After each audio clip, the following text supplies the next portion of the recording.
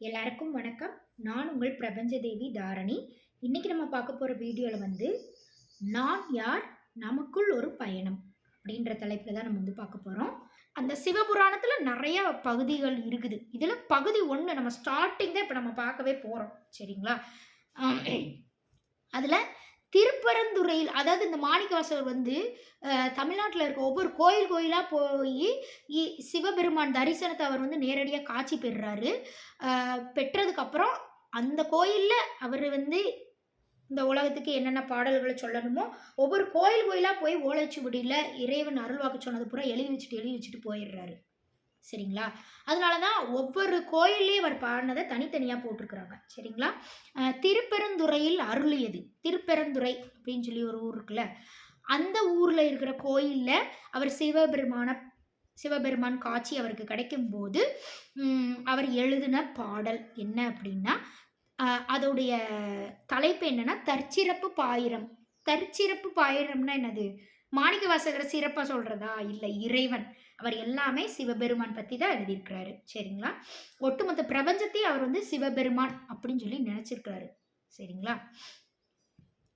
சிவபெருமானுடைய சிறப்புகள் என்னென்ன, அடையாளங்கள், அவர் எப்படியெல்லாம் இருக்கிறாரு, எதுவெல்லாம் இருக்கிறாரு அப்படின்றத பற்றி சொல்கின்ற பாடல் தான் தற்சிறப்பு பாயிரம். எடுத்தோன்னே அப்படிதான் கடவுள் வாழ்த்து, எந்த ஒரு பாடலுக்கும் கடவுள் வாழ்த்து இருக்குல்ல, அந்த மாதிரி இதை அவர் நமக்கு கொடுத்துருக்கிறாரு இந்த பகுதியை. சரிங்களா? நமச்சிவாய வாழ்க, நாதன்தான் வாழ்க, இமைப்பொழுதும் எண்ணெஞ்சில் நீங்காதான் தாழ் வாழ்க, இப்படின்னு சொல்லி அந்த பாட்டு ஆரம்பிக்குது. அப்போ இதை பற்றி நம்ம விளக்கம் பார்க்க போகிறோமா? இல்லை. இந்த பாடலில் நீங்கள் போய்கிட்டே இருந்தீங்கன்னா 25வது வரி வரும். சரிங்களா? 25வது வரியில் என்ன போட்டிருக்கும்னா அந்த விளக்கம், அதில் ஒரு 5 லைனு 6 லைன், அதுதான் நம்ம இன்னைக்கு வீடியோவில் பார்க்க போகிறோம். ஆத்மாவிற்கான விளக்கமா. சரிங்களா? பொல்லா வினையேன் புகழுமாறு ஒன்று அறியேன் அப்படின்னா என்னதுப்பா? பொல்லா வினையேன் அப்படின்னா என்னன்னா, நான் இதுக்கு முன்னாடி எத்தனையோ கர்ம வினைகளை நான் பண்ணிட்டு வந்திருக்கேன். அவரே ரியலைசேஷன் பண்ணுறாரு மாணிக்கவாசகர். அவர் வாழ்ந்த வாழ்க்கை, முன் ஜென்மம்லாம் போய் பல ஜென்மக்கு முன்னாடியெல்லாம் அவர் போயிட்டு வந்துட்டாரு. அந்த இறைவன் அந்த காட்சியெல்லாம் அவருக்கு கண்ணில் காட்டிக்கிட்டு இருக்கிறாரு. அதை பார்த்துட்டு தான் அவர் பாடலாக எழுதி வைக்கிறாரு. சரிங்களா?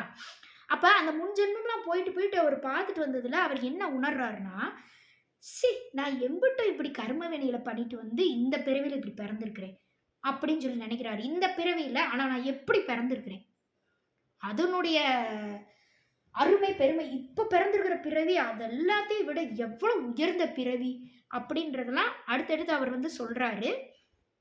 அதெல்லாம் நம்ம அடுத்து வீடியோ டைம் கிடைச்சா பார்க்கலாம். ஆனால் நான் எவ்வளவோ கர்ம வினைகளை பண்ணிட்டு பிறந்திருக்கிறேன். அதனால தான் அவர் எப்படி சொல்கிறாருன்னா, பொல்லா வினையேன், நான் பல தப்பு பண்ணிட்டு பிறந்திருக்கேன்ப்பா, பல பிறவிகளை நிறையா தப்பு பண்ணிட்டேன். அவரே ரியலைசேஷன் பண்ணி ஒத்துக்கிறாரு. சாமிகிட்ட போய் என் வாழ்க்கையில் இதெல்லாம் நடக்குது, நீ எனக்கு ஏன் இப்படி குறை வச்ச, எல்லாமே நீ தான் தப்பு, நான் எவ்வளோ கரெக்டாக இருக்கிறேன், ஆனால் நீ என்னை இப்படி பண்ணிட்ட, உனக்கெல்லாம் கண்ணே இல்லையா அப்படி சொல்லி சாமியை திட்டுறது அந்த மாதிரி இல்லாமல், இல்லை இந்த வாழ்க்கை நான் இப்போ பிறந்து இவ்வளோ கஷ்டங்களை அனுபவிக்கிறேன்னா அது காரணம் பல பிறவிகளை நான் இப்படி தப்பு பண்ணிட்டு வந்திருக்கேன் அப்படின்னு சொல்லி அவரே உணர்றாரு. அந்த இடத்துல யார் உணர வைக்கிறது? அவராக உணர்ந்துக்கிறாரா? இல்லை, இறைவன் காட்டிக்கிட்டு இருக்கிறாரு, உணர வச்சிட்டு இருக்கிறாரு. அந்த உணர்ச்சிகளை தான் நமக்கு பாடலாக கொடுத்துருக்குறாரு. சரிங்களா? இப்படி நம்ம அக்செப்ட் பண்ணிட்டோம்னாலே நம்ம வாழ்க்கையில் பெரிய பெரிய விஷயங்களை நம்மளால அடைய முடியும். சரிங்களா? அக்செப்ட் பண்ணாதனால தான் நமக்கு எல்லாமே கடைசி வரைக்கும் கஷ்டமாகவே வருது. கஷ்டம் கொஞ்ச நாள் வந்தால் ஏன் வருதுன்னு ஒரு நாள் அனலைஸ் பண்ணிவிட்டு எல்லா தப்பையும் நான் தான்ப்பா பண்ணேன், இந்த ஜென்மத்தில் பண்ணலை, அவ்வளோதான், போன ஜென்மத்துலலாம் நான் பண்ணிட்டு வந்திருப்பேன், அதனால தான் இப்போ நான் பிறந்திருக்கிறேன், இந்த கஷ்டங்கள்லாம் அனுபவிச்சுட்டு இருக்கேன், ஒரு ரியலைசேஷனுக்கு நம்ம வந்துட்டோம்னு வைங்களேன், அதுக்கப்புறம் இந்த கஷ்டம் நம்மளை விலகின மாதிரி தெரியும், புரிஞ்சிடும் கண்டிப்பாக. அப்புறம் அந்த கஷ்டத்துலேருந்து வெளிவரக்கூடிய பாதையை இறைவனே நம்ம காட்டிடுவாங்க. காட்டிட்டு வெளியே வந்துட்டு அடுத்த ஒரு வாழ்க்கை நகர்வுகளை நோக்கி, அடுத்த கட்டத்தை நோக்கி நம்ம நகர முடியும். சரிங்களா? அதனால தான் அவரை எப்படி சொல்கிறாரு, பொல்லா வினையேன் புகழுமாறு. ஆனால் பொல்லா வினையன் தான் நான், ஆனால் நானே இப்போ என்னை பற்றி நானே போற்றி புகழ்கிற மாதிரி ஒரு பிறவியை நீ எனக்கு கொடுத்துருக்குற இறைவா அப்படின்னு சொல்லி அவரே பெருமையா நினைக்கிறாரு. சரிங்களா?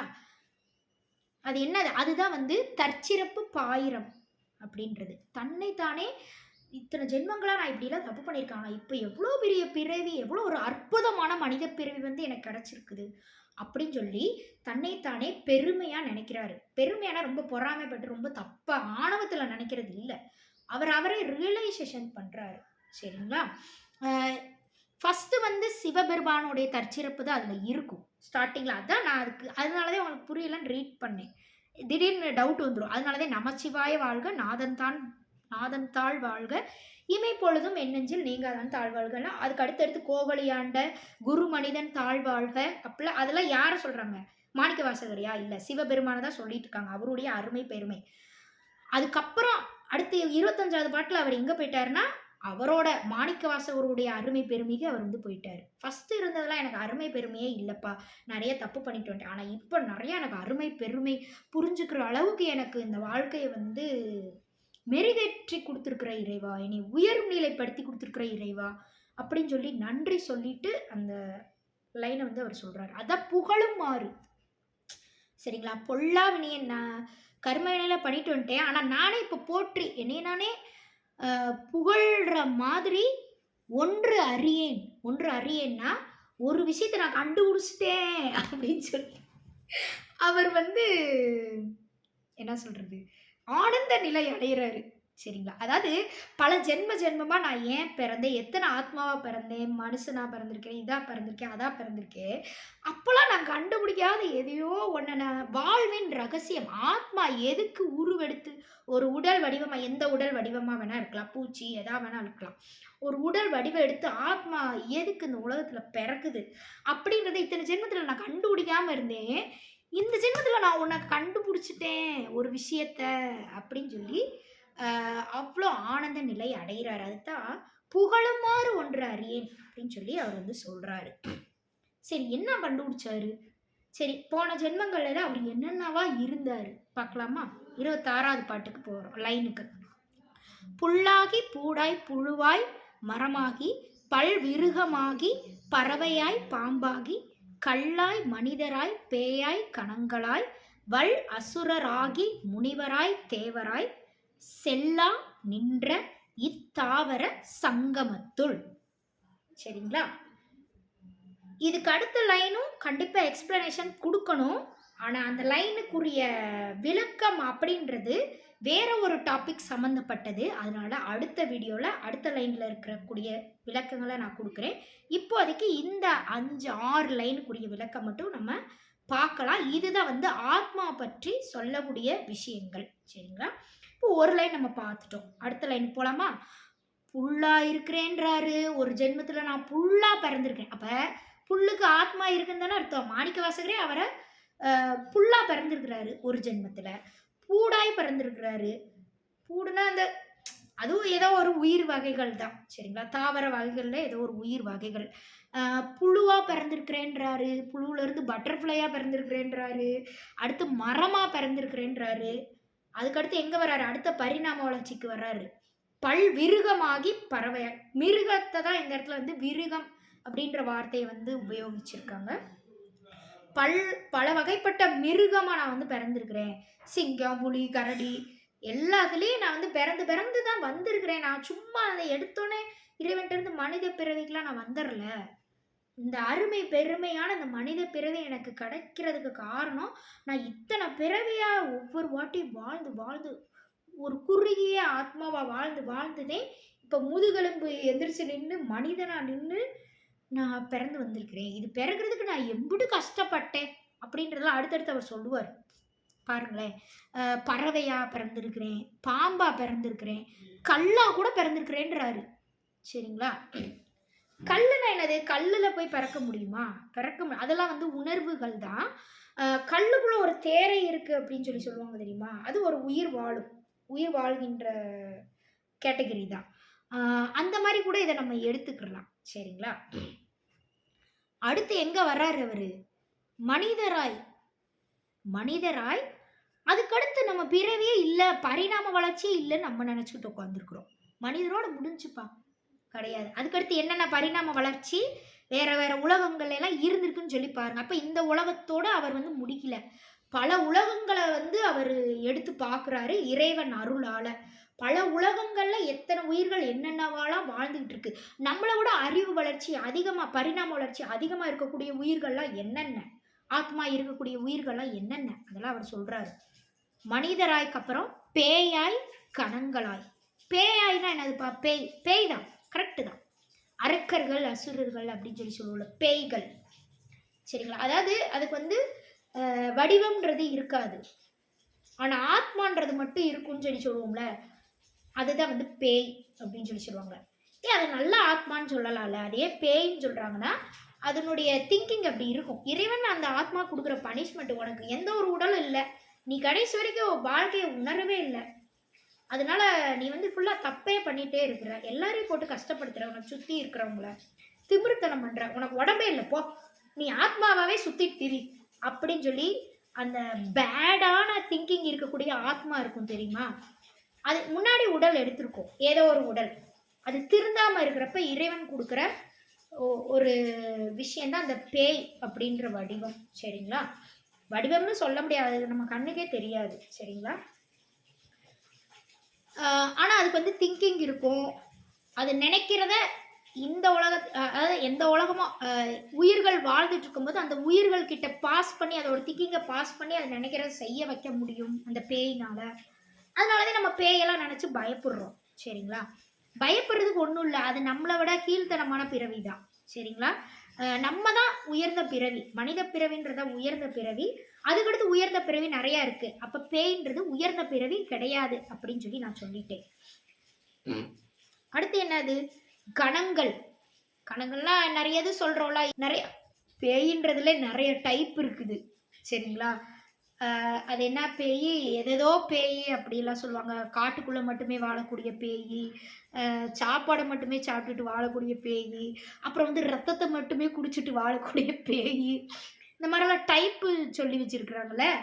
அது எல்லாமே இருக்குது, நம்ம கண்ணுக்கு தெரியல. நம்ம அதை விட உயர்ந்த நிலைக்கு வந்துட்டனால அதனுடைய தாக்கம் நம்மளை வந்து பாதிக்கலை, அவ்வளோதான். சரிங்களா? அந்த மாதிரி பேய் குரூப்பு அதுகளை தான் வந்து பேயாய், கணங்களாய், பூத கணங்கள்னு சொல்லுவாங்க தெரியுமா? அதுதான். அதுவா கூட அவர் வாழ்ந்துட்டு வந்திருக்கிறாரா? நான் என்னானே உணராம நான் இந்த மாதிரிலாம் வாழ்ந்துட்டு வந்துட்டேன், நான் தப்பு தப்பு பண்ணனால இப்படியெல்லாம் வாழ்ந்துருக்கிறேன் அப்படின்னு சொல்லிட்டு சொல்றாரு. அதுக்கடுத்து அந்த பேயும் தாண்டி ரொம்ப கெட்ட குணமா இருந்தோம்னா நமக்கு திருப்பி, ஆனா இறைவன் வந்து உடல் கொடுக்குறாரு அந்த பேய்க்கு, திருப்பி போய் தொலைன்னு. அப்ப அந்த பேய் ஆனா அது திருந்தவே இல்லை அப்படின்னா அந்த பேய் எடுத்திருக்கிற அந்த உடல்ல அது என்னவா மாறும்னா வல் அசுரரா மாறிடும். அதான் அரக்கர்கள் சொல்றாங்க. அரக்கர்களுக்கு உருவம் இருக்கு, வடிவம் இருக்கு, எல்லாமே இருக்கு. ஆனா பேய்க்கு வந்து உருவம் கிடையாது அப்படின்னு சொல்லி நான் சொல்லியிருந்தேன். அந்த கெட்ட கெட்ட எண்ணங்கள் கொண்ட துர்பிறவிகள், அதுகளுக்கு உருவம்லாம் எல்லாமே இருக்குது. நம்மள மாதிரி வாழக்கூடிய பிறவிகள் தான். நமக்கே தொந்தரவு கொடுத்துட்டு எனி டைம் வாழுங்க. அதுகளை தான் வந்து வல் அசுரர், அரக்கர்கள் அப்படின்னு சொல்லி சொல்றாங்க. அதுவாகவும் அவர் பிறந்து வாழ்ந்துட்டு வந்திருக்கிறாரு. அப்ப பிரபஞ்சம்ன்றது எத்தனை கோடானு கோடிக்கணக்கான காலங்களா இயங்கிக்கிட்டு இருக்குன்னு பாருங்க. அப்படி இயங்கி இருந்தா தானே இவர் இத்தனை பிறவி எடுத்து வாழ்ந்துட்டு வந்திருக்க முடியும். கரெக்டா? சரி. வல்ல அசுரராகி முனிவராய் தேவரை. ஆனா அதுக்கப்புறம் நான் வந்து அசுரராய் இருந்து இருந்து எனக்கு போர் அடிச்சு போச்சு. அப்ப உண்மை எதுன்னு சொல்லி நான் என்னோட ஆணவத்தெல்லாம் குறைச்சு நான் தேடி தேடி பார்க்குறேன். அதனால நான் திருப்பி எனக்கு நீ என்ன பிறவி கொடுக்குறன்னா, முனிவர் பிறவியெல்லாம் நீ எனக்கு கொடுத்துருக்குற இறைவா. அந்த மாதிரி ஒரு பிறவி கொடுத்து என்னை நீ வந்து புரிஞ்சுக்க வைக்கிற வாழ்க்கைனா என்ன அப்படின்னு சொல்லிட்டு. அதெல்லாம் வந்து ஒரு உயர்நிலையான பிறவி. அது மனிதருக்கும் அடுத்த பிறவி முனிவர் அப்படின்றது. முனிவராய் தேவர் அப்படின்னா கேஸ்ட் தேவர் கிடையாது. தேவர்கள் வானத்துல இருக்கிறாங்கன்னு சொல்றோம்ல, வானத்துல இந்த வானத்துல இருக்கிறாங்களா? இல்லை. பல உலகங்கள் பிரபஞ்சத்துல இயங்கிட்டு இருக்கு. அதுல ஏதோ ஒரு உலகத்துல தேவர்கள் அளவுக்கு பரிணாம வளர்ச்சி, அவங்களுக்குலாம் நிறைய சக்திகள்லாம் இருக்கும். சரிங்களா? அந்த அளவுக்கு பரிணாம வளர்ச்சியை அடைந்தவங்களை வந்து தேவர்கள் அப்படின்னு சொல்லி சொல்றாங்க. சரிங்களா? அ முனிவரா இந்த உலகத்துல காட்டுக்குள்ள தவம் பண்ணிட்டுலாம் நான் வாழ்ந்திருக்கிறேன். அதையும் விட உயர்ந்த பிறவிய எனக்கு தேவராலா உணர வச்சு, தேவர்களால உணர வச்சு ஒரு பிறவிய கூட நீ எனக்கு குடுத்துருக்கிற. இந்திர தேவர், சந்திர தேவர், வருண தேவர் அப்படிலாம் சொல்றாங்கல்ல. அ அந்த மாரி தேவர்கள். பெண்களுக்கு அந்த மாரி தேவர்களே கிடையாது. ஆனா இருக்குது. பெண்கள்லயும் சப்த கன்னிகள்ன்றாங்கல்ல. அவங்கலாம் தேவர்கள் தான். சரிங்களா? அவங்கள வந்து தேவதைகள்ன்னு சொல்லுவாங்க. பெண்கள்ல இருக்கிற தேவர்கள வந்து தேவதைகள், ஆண்கள்ல தேவர் நிலைய அடைஞ்சாங்கன்னா தேவர்கள் அப்படின்னு சொல்றாங்க. ஒரே வார்த்தையே திருப்பி திருப்பி சொல்ற மாரி இருக்கும். ஆனா உணர்ந்து பார்த்தீங்கன்னா உங்களுக்கு புரிஞ்சிரும் என்ன சொல்ல வரேன் அப்படின்னு சொல்லிட்டு. அப்ப அ ஆத்மாக்கு வந்து ஆண், பெண் அப்படின்ற வித்தியாசம்லாம் இருக்குது. சரிங்களா? ஆத்மா இப்ப புல்லா பிறந்திருக்குன்னு வைங்களேன், அதுல ஆண் புல் அது அது வந்து அதுக்குள்ளேயே இருக்கும். இது வந்து உங்களுக்கு தெரியும் தானே? தாவரத்துலலாம் அந்த தாவரத்துக்குள்ளேயே அத வந்து மகரந்த சேர்க்கை அந்த மாரி சொல்லுவாங்க. தாவரத்துக்குள்ளேயே ஆண் பகுதி, பெண் பகுதின்னு இருக்கும். தெரியும் தானே? அ அதுதான். அப்ப இந்த தாவரங்களா இருக்கும்போது, ஆண் பகுதி, பெண் பகுதி ஒரே உயிருக்குள்ள வச்சு வாழ்ந்துட்டு வந்திருக்கிறோம். ஆனா, புழு, பறவை, மிருகம், மனிதன் இப்படியெல்லாம் வரும்போது, பேய், அசுரர், முனிவர், தேவர் இப்படியெல்லாம் வரும்போது, ஆண், பெண் அப்படின்ற வேறுபாடுல ஏதோ ஒரு ஒண்ணு ஆணா இருந்திருப்போம், இல்லைன்னா பெண்ணா இருந்திருப்போம். ஏதோ ஒரு வேறுபாடுகள்ல நம்ம வாழ்ந்துட்டே வந்திருக்கிறோம் அப்படின்றத மாணிக்கவாசகர் வாழ்ந்துட்டு வந்தத நமக்கு சொல்லிட்டு இருக்கிறாரு. தேவரா பிறந்தேன், செல்லா நின்ற இத்தாவர சங்கமத்துள். அப்படின்னா என்னது? அ இத்தனையா பிறந்துட்டு, எல்லாம் அத்தனையும் ஒரு சின்ன தாவரத்தில என்னால பார்க்க முடியும். ஒரு மனுஷனுக்குள்ளேயே என்னால பார்க்க முடியும்னு சொல்றாரு. இதுதான் எல்லா பொருளையும் இறைவனை பார்க்கிறது அப்படின்றது. இத்தனையும் நான் பார்க்கிறேன் அப்படின்னு சொல்லி அவர் சொல்லிக்கிட்டு இருக்காருல்ல, அதெல்லாம் அந்தந்த இடத்துக்கு போய் அங்கே போயிட்டாரா அவரு? அங்கே அவருடைய எண்ணம் போயிருக்குது. எண்ணம் போயி எப்படி பார்க்குதுன்னா, இப்போ ஒண்ணும் இல்ல. நான் இந்த செவுர வந்து நானு வந்து பார்த்துக்கிட்டே குறு குறு குறுன்னு பார்த்துக்கிட்டே இருக்கிறேன். அப்ப எனக்கு திடீர்னு ஒரு காட்சி கிடைக்குது. வேற ஒரு உலகத்துல நடக்கிறது எனக்கு இங்க தெரிஞ்சுகிட்டு இருக்கு. எங்க தெரிஞ்சுகிட்டு இருக்கு? இந்த குட்டி செவுத்துக்குள்ள எனக்கு தெரிஞ்சுகிட்டு இருக்குது. அதத்தான் அவர் வந்து அந்த லைன்ல சொல்றாரு. அத்தன பிறவிகளையும் ஒரு சின்ன தாவரத்துல பார்த்தா கூட என் கண்ணுக்கு தெரியுது. அப்படின்னு சொல்றாரு. அப்ப அவரு எப்பேர்ப்பட்ட மனுஷன்? நமக்கு தெரியுமா அப்படியெல்லாம்? சும்மா இந்த இந்த இந்த பேனாவ வந்து நான் குறுகுறுன்னு பார்க்குறேன். எனக்கு வந்து வேற உலகத்துல இருக்குது இங்க தெரிஞ்சுகிட்டு இருக்கா? இல்ல. அப்ப நம்ம அறிவு எவ்ளோ முதிர்ச்சி அடையாம இருக்குதுன்னு பாருங்களேன். அ அப்ப அந்த முதிர்ச்சிய யார் குடுக்கணும்? இந்த லெவலுக்கு உணர வைக்கணும்னா யார் குடுக்கணும்? இறைவன பற்றினா மட்டும் தான் இறைவன் தான் நமக்கு அத வந்து குடுக்க முடியும். இல்லைன்னா நம்ம குறுகிய அறிவிலேயே இருப்போம். அறிவுன்றது எல்லாருக்குமே, எல்லா உயிர்களுக்குமே இருக்கும். ஆனா அந்த அறிவு முதிர்ச்சி அடையணும்னா, நம்ம வந்து இறைவன புடிச்சு தான் ஆகணும். சரிங்களா? அப்பதான் இவ்ளோ பெரிய அற்புதமான விஷயங்கள்லாம் நம்மளோட எண்ணத்துலருந்து அந்த எண்ணத்துலருந்து நம்ம வாயிலருந்து வரும். சரிங்களா? இல்லைன்னா சும்மா குறுகியதாவே நம்ம எல்லாத்தையும் பார்த்துட்டு, பார்த்துட்டு போயிட்டே இருப்போம். ஓகேங்களா? அத்தன பிறவிகளையும் இந்த இத்துணூண்டு தாவரத்துக்குள்ள என்னால பார்க்க முடியுது. இத்துணூண்டு தாவரத்த நான் குறுகுறுன்னு பார்க்கறது மூலியமா எனக்கு அத்தன பிறவிகள், எங்க இருக்கிறத வேணா என்னால இங்கனக்குள்ள பார்க்க முடியுது. இந்த கதவுல என்னால பார்க்க முடியுது. திடீர்னு நான் நினைக்கிறேன், நான் இத பத்தி தெரிஞ்சுக்கணும். இந்த கேள்விக்கு விடை தேடுறேன். இந்த உலகத்த தாண்டி என்ன இருக்குன்னு நான் சொல்லி விடை தேடுறேன். ஆனா என்னால இந்த உலகத்திலிருந்து உடல் எடுத்து சேட்டலைட் புடிச்சுலாம் என்னால போக முடியல. அ அப்ப நான் இங்க இருந்தே தெரிஞ்சுக்க விரும்புறேன். எல்லாத்தையும் விட உயர்ந்தவர் நீதானே இறைவா! அப்ப எனக்கு சொல்லு இந்த உலகத்த தாண்டி என்ன இருக்குன்னு எனக்கு சொல்லு. அப்படின்னு சொல்லி நம்ம இறைவன்ட்ட கேட்கிறோம்னு வச்சுக்கோங்களேன். இப்ப இறைவன் என்ன பண்ணுவாங்கன்னா, நம்ம அத புரிஞ்சுக்கிற அளவுக்கு பக்குவத்த நம்ம அடைஞ்சுட்டோம்னு இறைவன் முடிவெடுத்துட்டாங்கன்னா, நமக்கு அத காட்டிருவாங்க. சும்மா அந்த இந்த பெட்ஷீட்டு இந்த இந்த கீழ இருக்கு பெட்டுல உட்காந்துருக்கிற பெட்ஷீட்டு. இந்த பெட்ஷீட்ட நான் வந்து இப்படி பார்க்குறேன். பார்த்தாலே நான் கேட்டு ரொம்ப தீர்க்கமா கேட்கிறேன். அந்த நிலைய நான் அடைஞ்சுட்டேன்னு இறைவன் நெனச்சா தான் குடுப்பாங்க. இல்லன்னா நான் கடைசி வரைக்கும் கேட்டுக்கிட்டே இருக்க வேண்டியது. நிலை அடையலைன்னா குடுக்கவே மாட்டாங்க. அதனால தான் நம்ம இறைவன வந்து இறைவன்னா ஒண்ணுமே இல்ல. சாமியே கிடையாது. நம்ம ஒரு தப்பான முடிவுக்கு வந்துர்றோம். நம்ம அந்த இறைவன உணர்ற அளவுக்கு பக்குவத்த நம்ம அடையலன்னு சொல்லணும். சரிங்களா? பார்க்குறேன். எனக்கு வந்து நான் ரொம்ப நாளா கேட்டுக்கிட்டே இருக்கேன் இறைவன்ட்ட இந்த கேள்விய. ஆனா, எனக்கு இன்னைக்கு வந்து கிடைச்சிருது. இந்த பெட்ஷீட்டுக்குள்ள நான் பார்க்குறேன். வேற உலகத்துல இருக்கக்கூடியதெல்லாம் எனக்கு கண்ணுக்கு தெரியுது. அந்த மாதிரி தான் மாணிக்கவாசகருக்கு தெரிஞ்சிருக்குது. சரிங்களா? சங்கமத்துள்னா என்னது? அதுதான். தாவரங்கள் ஒண்ணு கூடி இருக்கிறது. இப்போ ஒரு புல்லு குரூப்பா இருக்குது. அத போய் அவர் வந்து பார்த்துக்கிட்டு இருக்கிறாரு. பார்த்துக்கிட்டு இருக்கும்போது, அத்தன பிறவி அவர் பிறந்து வந்தது பூரா அதுக்குள்ள அவருக்கு தெரிஞ்சுகிட்டு இருக்கு. இதத்தான் செல்லா நின்ற இத்தாவர சங்கமத்துள் அப்படின்னு சொல்லிட்டு, அதுக்கப்புறம் எல்லா பிறப்பும் பிறந்திழைத்தேன் எம்பெருமான் சொல்லி அடுத்த லைன்ல அவர் வந்து சொல்லிட்டு வந்துட்டு இருக்கிறாரு. ஆனா அது ஆத்மா அப்படின்றதுக்கான விளக்கத்தை தாண்டி அடுத்த டாபிக்குள்ள அது வந்து போயிடுது. அதனால அதை பத்தின விளக்கங்களை நம்ம நாளைக்கு பார்க்கலாம். சரி, இப்போ நான் அந்த 6 லைனை படிச்சதுல நீங்க என்ன புரிஞ்சுக்கிட்டீங்க? அப்ப இத்தனையா நம்ம வந்து பிறந்து தான் இப்போ வந்து மனித பிறவி வந்து நம்ம எடுத்திருக்கிறோம். சரிங்களா? அப்ப இந்த இடத்துல உங்களுக்கு வந்து ஒரு டவுட் வரும். அப்ப நான் டவுட் என்னன்னா, அதுக்கடுத்து உங்களுக்கு நான் முடிவை சொல்றேன். பாருங்க, இந்த வீடியோ முடிக்கக்கூடிய முடிவை நான் சொல்றேன். அதுக்கு முன்னாடி இந்த இவ்வளோ நான் ரீட் பண்ணல. அதில் உங்களுக்கு டவுட் வந்திருக்கும். அப்போ நான் எப்பயுமே ஃபுல்லாக பிறந்து இப்படி தான் பிறந்து வந்துக்கிட்டு இருக்கேனா? ஒவ்வொருத்தரும் இந்த உலகத்தில் உள்ள ஒவ்வொருத்தரும் அப்படி தான் பிறந்து வந்திருப்பாங்களா? அப்படின்னா கிடையாது. சரிங்களா? மாணிக்க வாசகர் அவரை அப்படி பார்த்துருக்கிறாரு. ஓகேங்களா? அவருடைய வாழ்க்கையில் இத்தனைது. ஆனால் இது எல்லாமே இதெல்லாம் பரிணாம வளர்ச்சி.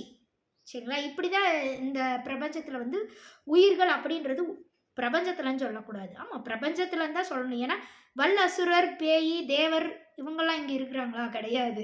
அவங்களாம் வேற பிளானெட்டில் இருக்கக்கூடியவங்க. அதையும் அவர் இங்கே இன்சிஸ்ட் பண்ணியிருக்காருன்னா அப்போ எதுக்கு பண்ணியிருக்கிறாரு?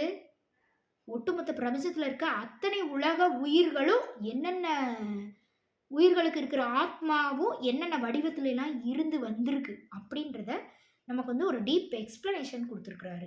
சரிங்களா? அப்போ நம்ம வந்து எல்லாருமே அப்போ புல்லா பிறந்து அப்படிதான் வந்திருப்போம்னா கிடையாது. டைரக்டாக மனுஷனாக பிறந்து கூட வர முடியும். இது எல்லாமே யார் தீர்மானிக்கணும்னா இறைவன் தான் தீர்மானிக்கணும்.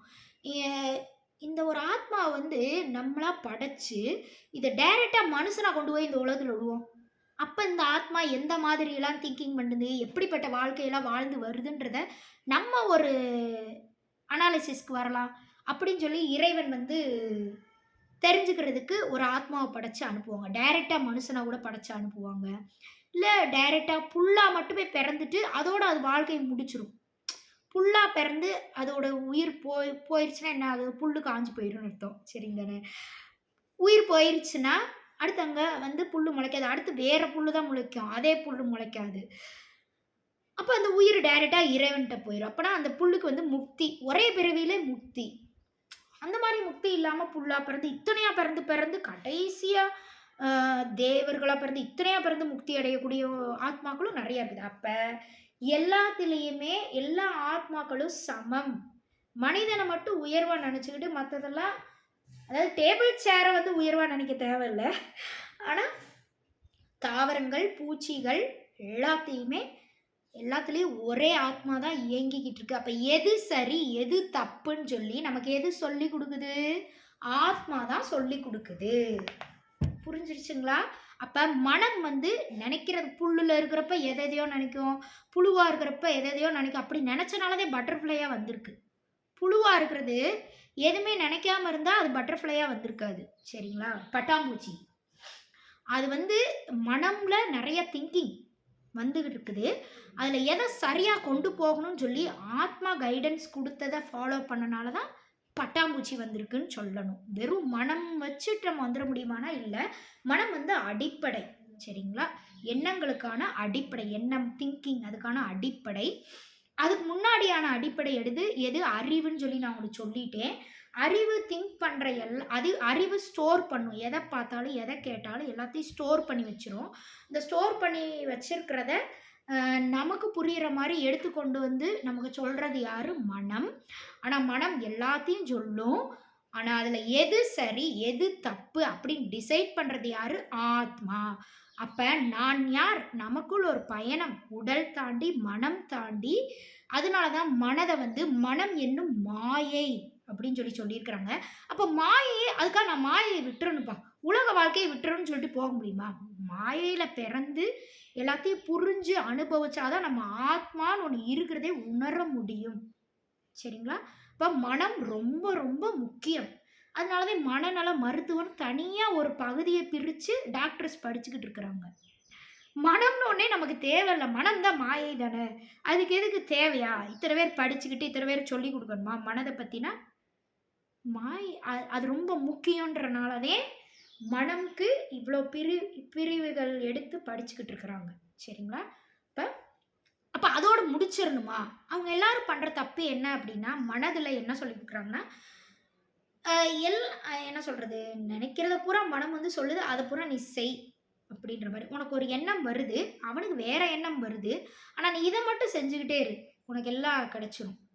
அப்படி அப்படிதான் அந்த மனநல மருத்துவர்கள் வந்து எல்லாருக்கும் தவறான கைடன்ஸ் பண்றாங்க. அவங்க எத உணர்ந்தா கரெக்ட்டான கைடன்ஸ் எல்லாரும் பண்ணுவாங்கன்னா, ஆத்மான்னு ஒண்ணு இருக்குது அப்படின்னு உணர்ந்துட்டாங்கன்னா, ஆத்மா ஒவ்வொருத்தருக்கும் வேறுபடும். ஒவ்வொருத்தருக்கும் ஆத்மாக்குரிய வாழ்க்கைன்றது வேறுபடும்.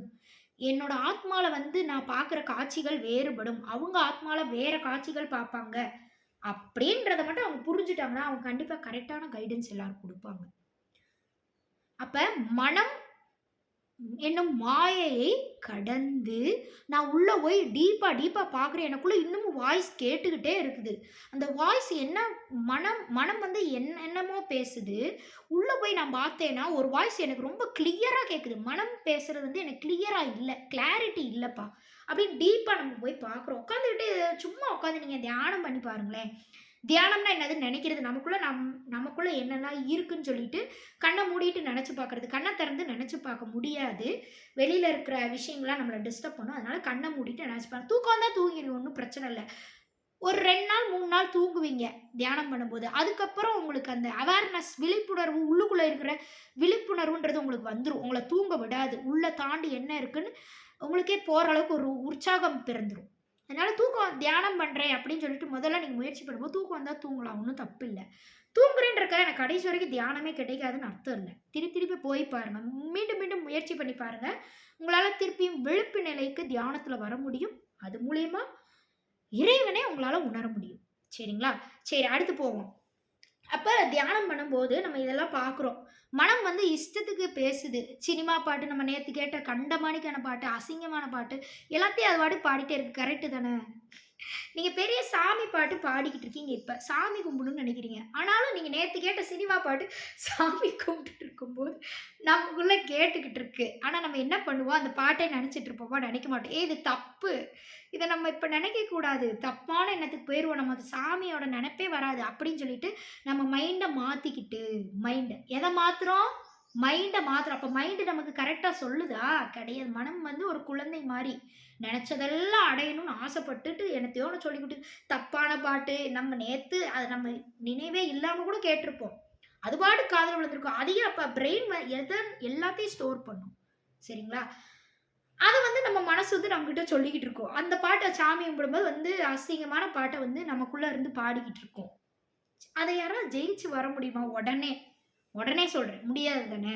அப்ப நம்ம என்ன பண்ணுவோம், அந்த மைண்ட மாத்துறதுக்கு சாமி பாட்டு ஏதாவது சத்தமா பாடுவோம்.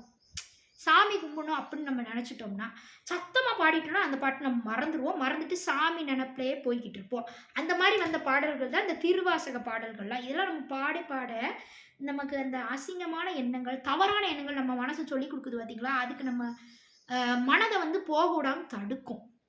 சரிங்களா? அதுக்கு இதெல்லாம் கண்டுபிடிச்சு வச்சிருக்காங்க. ஓகேங்களா? அப்ப அந்த மனது வந்து கிளாரிட்டி இல்லாம கண்டதெல்லாம் எனக்கு சொல்லிக் குடுக்குது. அப்ப எது எனக்கு கிளாரிட்டிய குடுக்கும்ன்னு சொல்லிட்டு, இன்னும் டீப்பா நமக்குள்ள ஆராய்ச்சி பண்ணிட்டு போயிட்டே இருக்கிறோம். அங்க கிளாரிட்டியா ஒரு பதில் கிடைக்குது. நான் ஒரு கேள்வி இன்னைக்கு நான் கேட்டு விடுறேன் என் மனசுக்குள்ள அப்படின்னா, நாளைக்கு எனக்கு அது பதிலா கிடைக்கும். தெளிவா இதான்டா. இதுக்கு மேல ஒரு ஆன்ஸரே கிடையாது இந்த கேள்விக்கு. அப்படின்ற அளவுக்கு தத்ரூபமா சொல்லுது. எனக்கு அந்த ஆன்ஸர. அதுதான் வந்து ஆத்மா. சரிங்களா? அது இந்த உலக வாழ்க்கையில நம்ம பல பிறவிகள் எடுத்து வாழ்ந்ததெல்லாம் அந்த கருமைய பதிவுன்னு சொல்லி மூலாதாரத்துல எல்லா ஆத்மாக்களுக்கும் மனிதர்களுக்கு கருமைய பதிவு மூலாதாரத்துல இருக்கு. சரிங்களா? எல்லா உயிர்களுக்கும் இருக்கும். உடல் வடிவத்துல இருக்கக்கூடிய உயிர்களுக்கும் இருக்கும். தாவரத்துல எங்க இருக்கும்னா, வேர்ல இருக்கும். சரிங்களா? ஒவ்வொருத்தருக்கும் ஒவ்வொரு இடம் வந்து அது வேறுபடும். கருமையம் எங்க இருக்கு அப்படின்னு சொல்லிட்டு. கருமையம்னா என்ன? ஸ்டோரேஜ். அதுதான் நாளைக்கு வீடியோல நம்ம அந்த கர்மா அப்படின்றத வந்து பார்க்க போறோம். அப்ப இன்னும் டீப்பா நம்ம வந்து தெரிஞ்சுக்கலாம். சரிங்களா? அப்ப ஸ்டோரேஜ். பல பிறவிகள் எடுத்துட்டு வந்த ஸ்டோரேஜ் எல்லாம் அதுல எல்லாருக்குமே இருக்கும். ஓகேங்களா? அப்ப அதுட்ட நம்ம கேட்கிறோம்னா, அந்த கருமையத்த அவ்வளோ சீக்கிரமா நம்ம ரீச் பண்ண முடியாது. நம்மளுடைய பண்ணிட்டு வந்த பல ஜென்ம கர்ம வினைகள் வந்து அந்த இடத்த ரீச் பண்ணவே விடாது. கடைசி வரைக்கும் மனம் மாயையிலே பிறந்து வாழ்ந்துட்டு போனவங்க போயிட்டு இருக்கவங்க இந்த உலகத்துல நெறைய பேர் இருக்கிறாங்க. அதெல்லாம் தாண்டி ஆத்மான்றத உணர்ந்தவங்க ரொம்ப கம்மி. சரிங்களா? இந்த உலகத்துல. மத்த உலகத்துலன்னு பார்க்கும்போது அது நமக்கு தெரியாது. சரிங்களா? அத போய் பார்த்துட்டு வந்தவங்க மத்த உலகத்துலலாம் எப்படிலாம் மனிதர்கள் மனிதர்கள்னு சொல்லக்கூடாது. உயிர்கள் வாழுதுன்றத அந்த தேவர்கள், அசுரர்கள் அப்படின்ற உயிரின வளர்ச்சியெல்லாம் நமக்கு வந்து எழுதி வச்சுட்டு போயிருக்கிறாங்க. நம்மவே பார்த்துட்டு வந்தோமா, நம்மலாம் எதையும் பார்க்கல. சரிங்களா? அப்ப அந்த தெளிவான பதில் நமக்கு எதுல கிடைக்கும் அப்படின்னா, ஆத்மால தான் கிடைக்கும். ஆத்மாட்ட இருந்து தான் நமக்கு கிடைக்கும். அந்த ஆத்மாவ நம்ம அவ்வளோ சீக்கிரம் உணரவே முடியாது. அதனால தான் மனம்ன்றதிலே வச்சுக்கிட்டு, குறுகிய வட்டப்பாதையில இந்த உலகத்துல எல்லாரும் வாழ்ந்துட்டு நெறைய பேர் போயிடுறாங்க. ரொம்ப பேடா வாழ்ந்துட்டு போனாங்க அப்படின்ற வரலாறுலாம் நம்ம வந்து எடுத்து பார்க்குறோம். சரிங்களா? நம்ம வந்து குட்டா வாழ்ந்துட்டு போணும். எவ்வளோ கஷ்டம் வந்தாலும், அ நம்ம கடைசியா நம்ம மரணம்ன்றது நிகழும்போது, இவன் முன்னாடி பல கஷ்டப்பட்டான், நெறைய தப்பு பண்ணான். அதுக்கப்புறம் இவன் செகண்ட் ஹாஃப்ல அவன் வாழ்க்கைய நல்லபடியா நல்ல பேர் எடுத்து வாழ்ந்துட்டு போனான்ப்பா. ச்சே! இந்த ஒரு மனுஷன் இறந்து போனதுக்கு நான் வருத்தப்படுறேன். இவங்கள நான் வந்து மிஸ் பண்றேன். அப்படின்னு சொல்லி நம்ம இறந்தோம்னா, நமக்காக நெறைய பேர் ஃபீல் பண்ணணும். அத விட்டுட்டு நம்ம இறந்தோம்னா, ஆத்தாடி செத்தான்டா சாமி. ஆத்தாடி நீயெல்லாம் தயவுசெய்து இந்த உலகத்துல மறுபடியும் வந்து பொறந்துறாத. அப்படியே போயிரு. நீயெல்லாம் ஆத்மா சாந்தி அடைஞ்சிரு. உன் ஆத்மா கூட இந்த உலகத்துக்கு வந்து எங்ககிட்ட எல்லாம் கான்டாக்ட்ல இருக்கக்கூடாது அப்படின்னு சொல்லி நெறைய பேர் நம்ம வந்து இறந்து போனதுக்கப்புறம் நம்ம நெனைப்போம். நெறைய பேருடைய அந்த இறந்து போனவங்க வீட்டுக்கு நம்ம போயிட்டு வரும்போது நம்ம நெனைப்போம். ஒரு சிலராச்சும் இவங்க இறந்துட்டாங்க. நம்மள விட்டுட்டு போயிட்டாங்க. இவங்கலாம் கூட இருந்திருந்தா இன்னும் கூட இருந்திருந்தா எவ்வளோ நல்லாருக்கும். அப்படின்னு சொல்லி நமக்கு தெரியாதவங்கள கூட தெரியாதவங்களா இருந்தாலும் ஃபேமஸா இருப்பாங்கல்ல. அ அது கூட நம்ம நெனச்சு ஃபீல் பண்றோம்ல, அந்த அளவுக்கு அவங்க வாழ்ந்துட்டு போயிருக்கிறாங்கன்னு அர்த்தம். அப்படி குட்டா வாழ்ந்துட்டு போகணும் அப்படின்னா, அப்படி நல்ல விதமா வாழ்ந்துட்டு போனவங்கலாம் எத உணர்ந்தாங்கன்னா, மனம் என்னும் மாயை கடந்து அத தாண்டி இருக்கிற ஆத்மாவ உணர்ந்தாங்க. சரிங்களா? அ ஆத்மா உணர்ந்து அந்த ஆத்மா வந்து தெளிவா ஒவ்வொரு விஷயத்துக்கும் ஒரு ஆன்சர் குடுக்கும் தெரியுமா? அந்த ஆன்ஸர அந்த கைடன்ஸ ஃபாலோ பண்ண ஆரம்பிச்சாங்க அவங்க வாழ்க்கையில. அ மத்தவங்கலாம் சொல்றத கேட்டுட்டு, அத மட்டுமே செஞ்சுட்டு தப்பாவே வாழ்ந்துட்டு போகாம, இல்ல மத்தவங்க சொல்றது நெறைய பேர் சொல்றது தப்பா இருக்குப்பா. அதனால என்னுடைய ஆத்மா வந்து இதத்தான் எனக்கு சொல்லுது. ஆனா நம்ம வாயில சொல்லும்போது மனசு சொல்லுதுன்னு தான் நம்ம சொல்லுவோம். சரி அந்த பேர் நீங்க மனசுன்னு கூட வச்சுக்கோங்க. ஆனா கரெக்ட்டா நம்ம சொல்லணும். ஆத்மா தான் சொல்லுது. ஆத்மா சொல்றத யார் எடுத்துட்டு வந்து நமக்கு சொல்றது?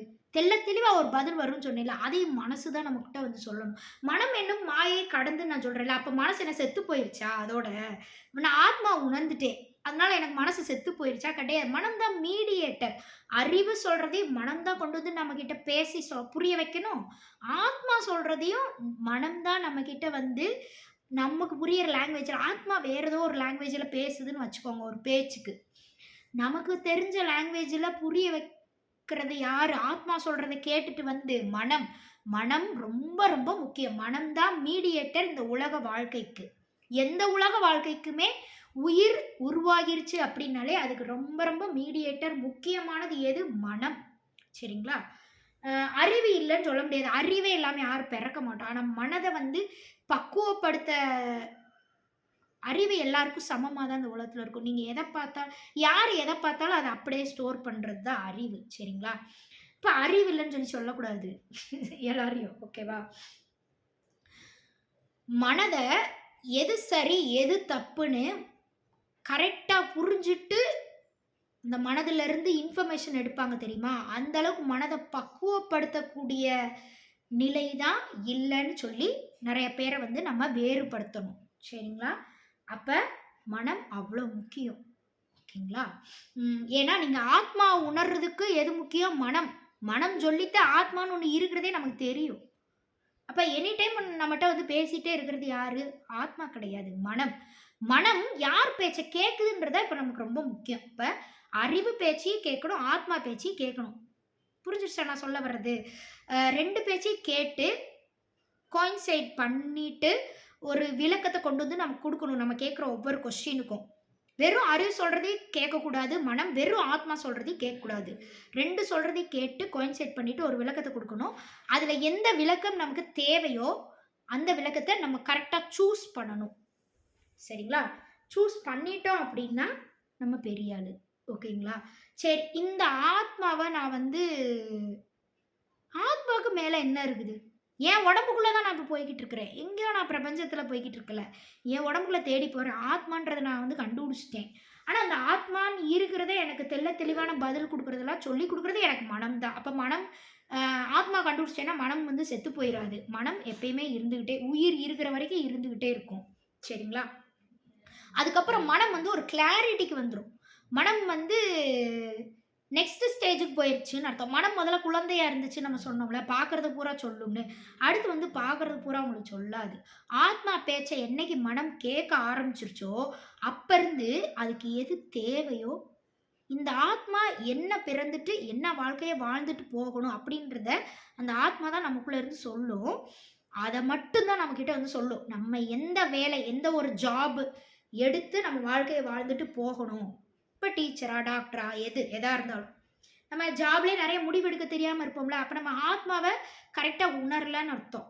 சரிங்களா? அப்ப நம்ம உணர்ந்துட்டோம்னா, நமக்கான கரெக்ட்டான ஜாப் அப்படின்றது நமக்கு கிடைச்சிரும். சரிங்களா? கரெக்ட்டான லைஃப் பார்ட்னர் அப்படின்றது கிடைச்சிருவாங்க. அதுக்கு முன்னாடி நெறைய ஃபெயிலியர் ஆயிருப்போம். அதெல்லாம் வந்து நம்ம ஆத்மாவ உணராத வரைக்கும். அப்ப அ 25 வயசு தான் அந்த பக்குவம். எல்லாருக்குமே இந்த உலகத்துல. ஆனா இப்ப 50 வயசு ஆனாலும் பக்குவமே இல்லாம பேசுறாங்கப்பா. அப்படிலாம் நீங்க சொல்லுவீங்க. அப்ப 50 வயசு ஆனாலும் அவங்க இன்னும் ஆத்மாவ உணரலன்னு அர்த்தம். ஓகேங்களா? ஆத்மாவ 25 வயசுல உணர்ந்தே ஆகணும். எல்லாருமே. சரிங்களா? 18 வயசுலே வந்து நான் யாரு அப்படின்றத உணர்ந்துடணும். அதுக்கப்புறம் நான் யாருன்ற தேடல்ல 18 வயசுலேருந்து நம்ம போகணும். 25 வயசு வரும்போது, அதுக்கப்புறம் தான் நம்ம கல்யாணம் அப்படின்றதெல்லாம் பண்ணணும். சரிங்களா? அ அதுக்கப்புறம் நீங்க எப்ப வேணாலும் கல்யாணம் பண்ணிக்கலாம். ஆனா 25 வயசுக்கு முன்னாடி கல்யாணம் பண்ணாதீங்க. அது ஒரு சிலருக்கு குடும்ப சூழல்ல பண்ணிக்கிறாங்க. அதுக்காக நாங்கலாம் வாழவே இல்லையா? அப்படிலாம் கூட அவங்களே பேசிக்கிருவாங்க. அவங்க எவ்வளோ கஷ்டப்பட்டாங்கன்னு அவங்களுக்கு தான் தெரியும். சரிங்களா? 25 வயசுன்றது கரெக்ட்டான வயசு. எனக்கே தப்பு தான். எனக்கே 23 வயசுலயே கல்யாணம் பண்ணி வச்சுட்டாங்க. அது தப்பு தான். 25 வயசு நானே சொன்னேன். நான் அப்பயே உணர்ந்துட்டேன் என் வாழ்க்கைய. நான் சொன்னேன், "23 எனக்கு சரியான வயசு இல்லையே. இன்னும் 2 வருஷம் போகட்டுமே. நான் அப்ப வந்து மேரேஜ் பண்ணிக்கிறேனே." அப்படின்னு சொல்லி நான் சொல்லியிருந்தேன். இன்னும் ஒரு எக்ஸ்ட்ரா படிப்பு. இப்ப நான் எம்எஸ்சி முடிச்சிருக்கேன். அடுத்து ஒரு எம்ஃபில் ஏதாவது படிக்கிறேன். இல்லன்னா சும்மா ஏதாவது ஒரு ஜாபுக்கு போறேன். அதாவது என்னுடைய வயச நான் கடக்க விரும்புறேன். எதுக்கு சும்மா கடக்க விரும்புறேன்? நான் கல்யாணத்த தள்ளி போடுறதுக்கு கடக்க விரும்பல. இன்னும் கொஞ்சம் எனக்கு அனுபவம் தேவைப்படுது. கல்யாணம்னா என்ன? குடும்பம்னா என்ன? குழந்தைன்னா என்ன? கணவன்னா என்ன? மனைவினா என்ன? மாமனார், மாமியார் அதெல்லாம் என்ன? எனக்கு புரிஞ்சுக்கிற அளவுக்கு எனக்கு இன்னும் பக்குவம் வரல. சமையல்னா என்னன்னு எனக்கு முதல்ல தெரியல. அப்ப அதுக்குள்ள எதுக்கு வந்து எனக்கு வந்து இந்த கல்யாணத்த கொண்டு வந்து திணிக்கிறீங்க? கேட்டேன். ஆனா எனக்கு வந்து ஜாதகத்துல இப்படி இருக்குன்னு சொன்னனால கல்யாணம் பண்ணி வச்சுட்டாங்க. நம்மளால அதுக்கு மேல அந்த இடத்துல மீறி பேச முடியல. சரி சொல்லிட்டு அவங்களுடைய டெசிஷனுக்கு விட்டாச்சு. என்னுடைய வாழ்க்கைய தூக்கி அவங்க எடுக்கிற டெசிஷனுக்கு விட்டுட்டேன். ஆனா அதனால நான் நெறைய கஷ்டம் தான் பட்டேன். அந்த 25 வயச நான் கடந்தேன்ல. 23 வயசுல மேரேஜ் ஆச்சு. அ ஒரு 3 மாசத்துக்கு அப்புறம் நான் வந்து பிரெக்னன்ட் ஆயிட்டேன். அப்புறம் வந்து குழந்தை 1 வருஷத்துல பிறக்குது. அது அந்த 2 வருஷம் 25 வயசு நான் வரும்போது, எனக்கு வந்து என்னுடைய குழந்தை வந்து 1 1/2 வயசு ஆகியிருக்கு. அப்ப என்னோட வாழ்க்கைய நான் வந்து அதுல நெறைய கத்துக்க ஆரம்பிச்சேன். நான் என்ன நெனச்சுட்டேன்னா, நான் ஆனா அது வந்து தேவை இல்லன்னு நான் நெனைக்கிறேன். இப்ப கல்யாணம் ஆகி குழந்தை பெத்தத நான் 25 வயசுக்கு அப்புறம் பண்ணியிருக்கலாம் அப்படின்றது தான் இப்பயுமே நான் வந்து யோசிப்பேன். ஆனாலும் எல்லாமே ஒரு கர்ம வினை, ஒரு அனுபவம் தான் வாழ்க்கையில. அதனால தான் அது அந்த நேரத்துல என்னால அத மீற முடியாம போயிருக்குது. அப்படின்றதெல்லாம் நான் அதுக்கப்புறம் உணர வந்தேன். இப்பயும் அந்த வாழ்க்கை அப்படியே தான் இருக்கிறேன். ஆனா அதுக்கப்புறம் நான் என்ன கத்துக்க விரும்புறேன். அப்ப அதோட என் வாழ்க்கைய முடிச்சுட்டனா? இப்ப 25 வயசு எனக்கு கல்யாணம் வந்து பிடிக்கலப்பா. அப்படின்னு சொல்லிட்டு முடிச்சுட்டனா? இல்ல. அந்த வாழ்க்கைய லவ் பண்ண ஆரம்பிச்சேன் அந்த வாழ்க்கைய. அந்த வாழ்க்கை எனக்கு என்ன சொல்லிக் குடுக்குது? என்னுடைய ஹஸ்பண்ட் என்ன சொல்லிக் குடுக்குறாங்க? என்னோட குழந்தை பிறந்ததுக்கு அப்புறம் நான் அம்மாவா மாறும்போது நான் என்ன கத்துக்கிறேன்? சுத்தி இருக்கிறவங்க ஒரு அம்மா என்னெல்லாம் பண்ணணும்னு என்னென்ன லெசன் எனக்கு சொல்லிக் குடுக்குறாங்க? நான் என்னென்ன லெசன் அவங்களெல்லாம் தாண்டி புதுசா இந்த குழந்தைக்கு நான் அப்ளை பண்ண விரும்புறேன்? இதெல்லாம் நான் கத்துக்கிட்டேன். சரிங்களா? ம். அப்ப என்னோட வாழ்க்கைன்றது மத்தவங்க தப்பு தப்பா முடிவெடுத்தாலும், என் வாழ்க்கையில தப்பு இல்லாம தான் போய்க்கிட்டு இருக்கு. இறைவன் கணக்குப்படி கரெக்ட்டா தான் போயிட்டு இருக்குன்றத, நான் 25 வயசு வரைக்கும் நான் உணரல. 2 வருஷமா வந்து எனக்கு எல்லாமே தப்பு. எல்லாரும் எனக்கு என் வாழ்க்கைய வந்து எல்லாரும் தப்பு தப்பா முடிவெடுத்தனால என் வாழ்க்கை இப்படி ஆக்கிட்டாங்க. இப்படிலாம் நான் நெனச்சுட்டு இருந்தேன். ம். அப்புறம் 25 வயசுக்கு அப்புறம் எனக்கு குறை சொல்ல தோணல. இப்ப எல்லாமே இறைவனுடைய கணக்குப்படி தான் போயிட்டுருக்கு. இறைவன் நான் இப்படி தான் வாழ்ந்து, அதில சில அனுபவங்கள கத்துக்கணும்னு நெனைக்கிறாங்க. அதனால எனக்கு இது கிடைச்சிருக்கு. அப்ப இப்பலாம் நான் என்ன சொல்லுவேன்னா, நெறைய பேர் நம்ம யோசிப்போம்ல, என்னோட வாழ்க்கையில இவங்கள நான் வந்து மேரேஜ் பண்ணியிருந்தா என் வாழ்க்கை நல்லா இருந்திருக்கும். என் வாழ்க்கையில நான் இந்த படிப்ப சூஸ் பண்ணியிருந்தேன்னா, இப்ப நான் வேற மாதிரி இருந்திருப்பேன். இப்ப இருக்கிற மாரி நான் இருந்திருக்க மாட்டேன். அப்படின்னு சொல்லிட்டு நம்ம விட்டதையே நெனச்சுட்டே இருப்போம்ல. அதெல்லாம் நான் முடிச்சுட்டு வந்துட்டேன். 25 வயசுல நான் என்ன அப்ப நான் வந்து அந்த டிக்கிலோன ஒரு படம் இருக்கும் தெரியுமா? அந்த சந்தானம் படம். அந்த காருக்குள்ள போனோனே, எங்கேயோ ஒரு டைம் மிஷின்ல வேற ஒரு இதுக்கு போவாங்க. அந்த உலகத்திலே அவன் வாழ்ற வாழ்க்கையிலே முன்னாடி இருக்கிற டைம போய் மாத்தி வச்சுட்டு வந்துருவாங்க. அவங்களோட ஜோடிய மாத்தி வச்சுட்டு வந்துருவாங்க. அதனால என் வாழ்க்கை மாறிரும்ன்னு சொல்லிட்டு நெனைப்பாங்க. அந்த படம் வந்து நான் அப்ப தான் அந்த 25 வயசுக்குள்ள நான் பார்த்துக்கிட்டு இருந்தேன். மேரேஜ் ஆனதுக்கப்புறம். அப்ப நான் வந்து நெனச்சு பார்க்குறேன். அந்த படமெல்லாம் பார்த்து முடிச்சுட்டு, நான் என்ன யோசிக்கிறேன்னா, அதுக்கு முன்னாடி வரைக்கும் நான் என்ன யோசிச்சுட்டு இருந்தேன்னா, என் வாழ்க்கையில நான் இதுக்கு முன்னாடி எதெல்லாம் ஆசைப்பட்டனோ, அது இப்ப எனக்கு கிடைக்காம இருக்குல்ல. அதெல்லாம் கிடைச்சிருந்தா நான் நல்லபடியா இப்ப இருந்திருப்பேன். அ அது கிடைக்காதனால தான் நான் இப்படி இருக்கிறேன். அப்படின்னு சொல்லி நெனச்சுக்கிட்டு இருந்தேன்.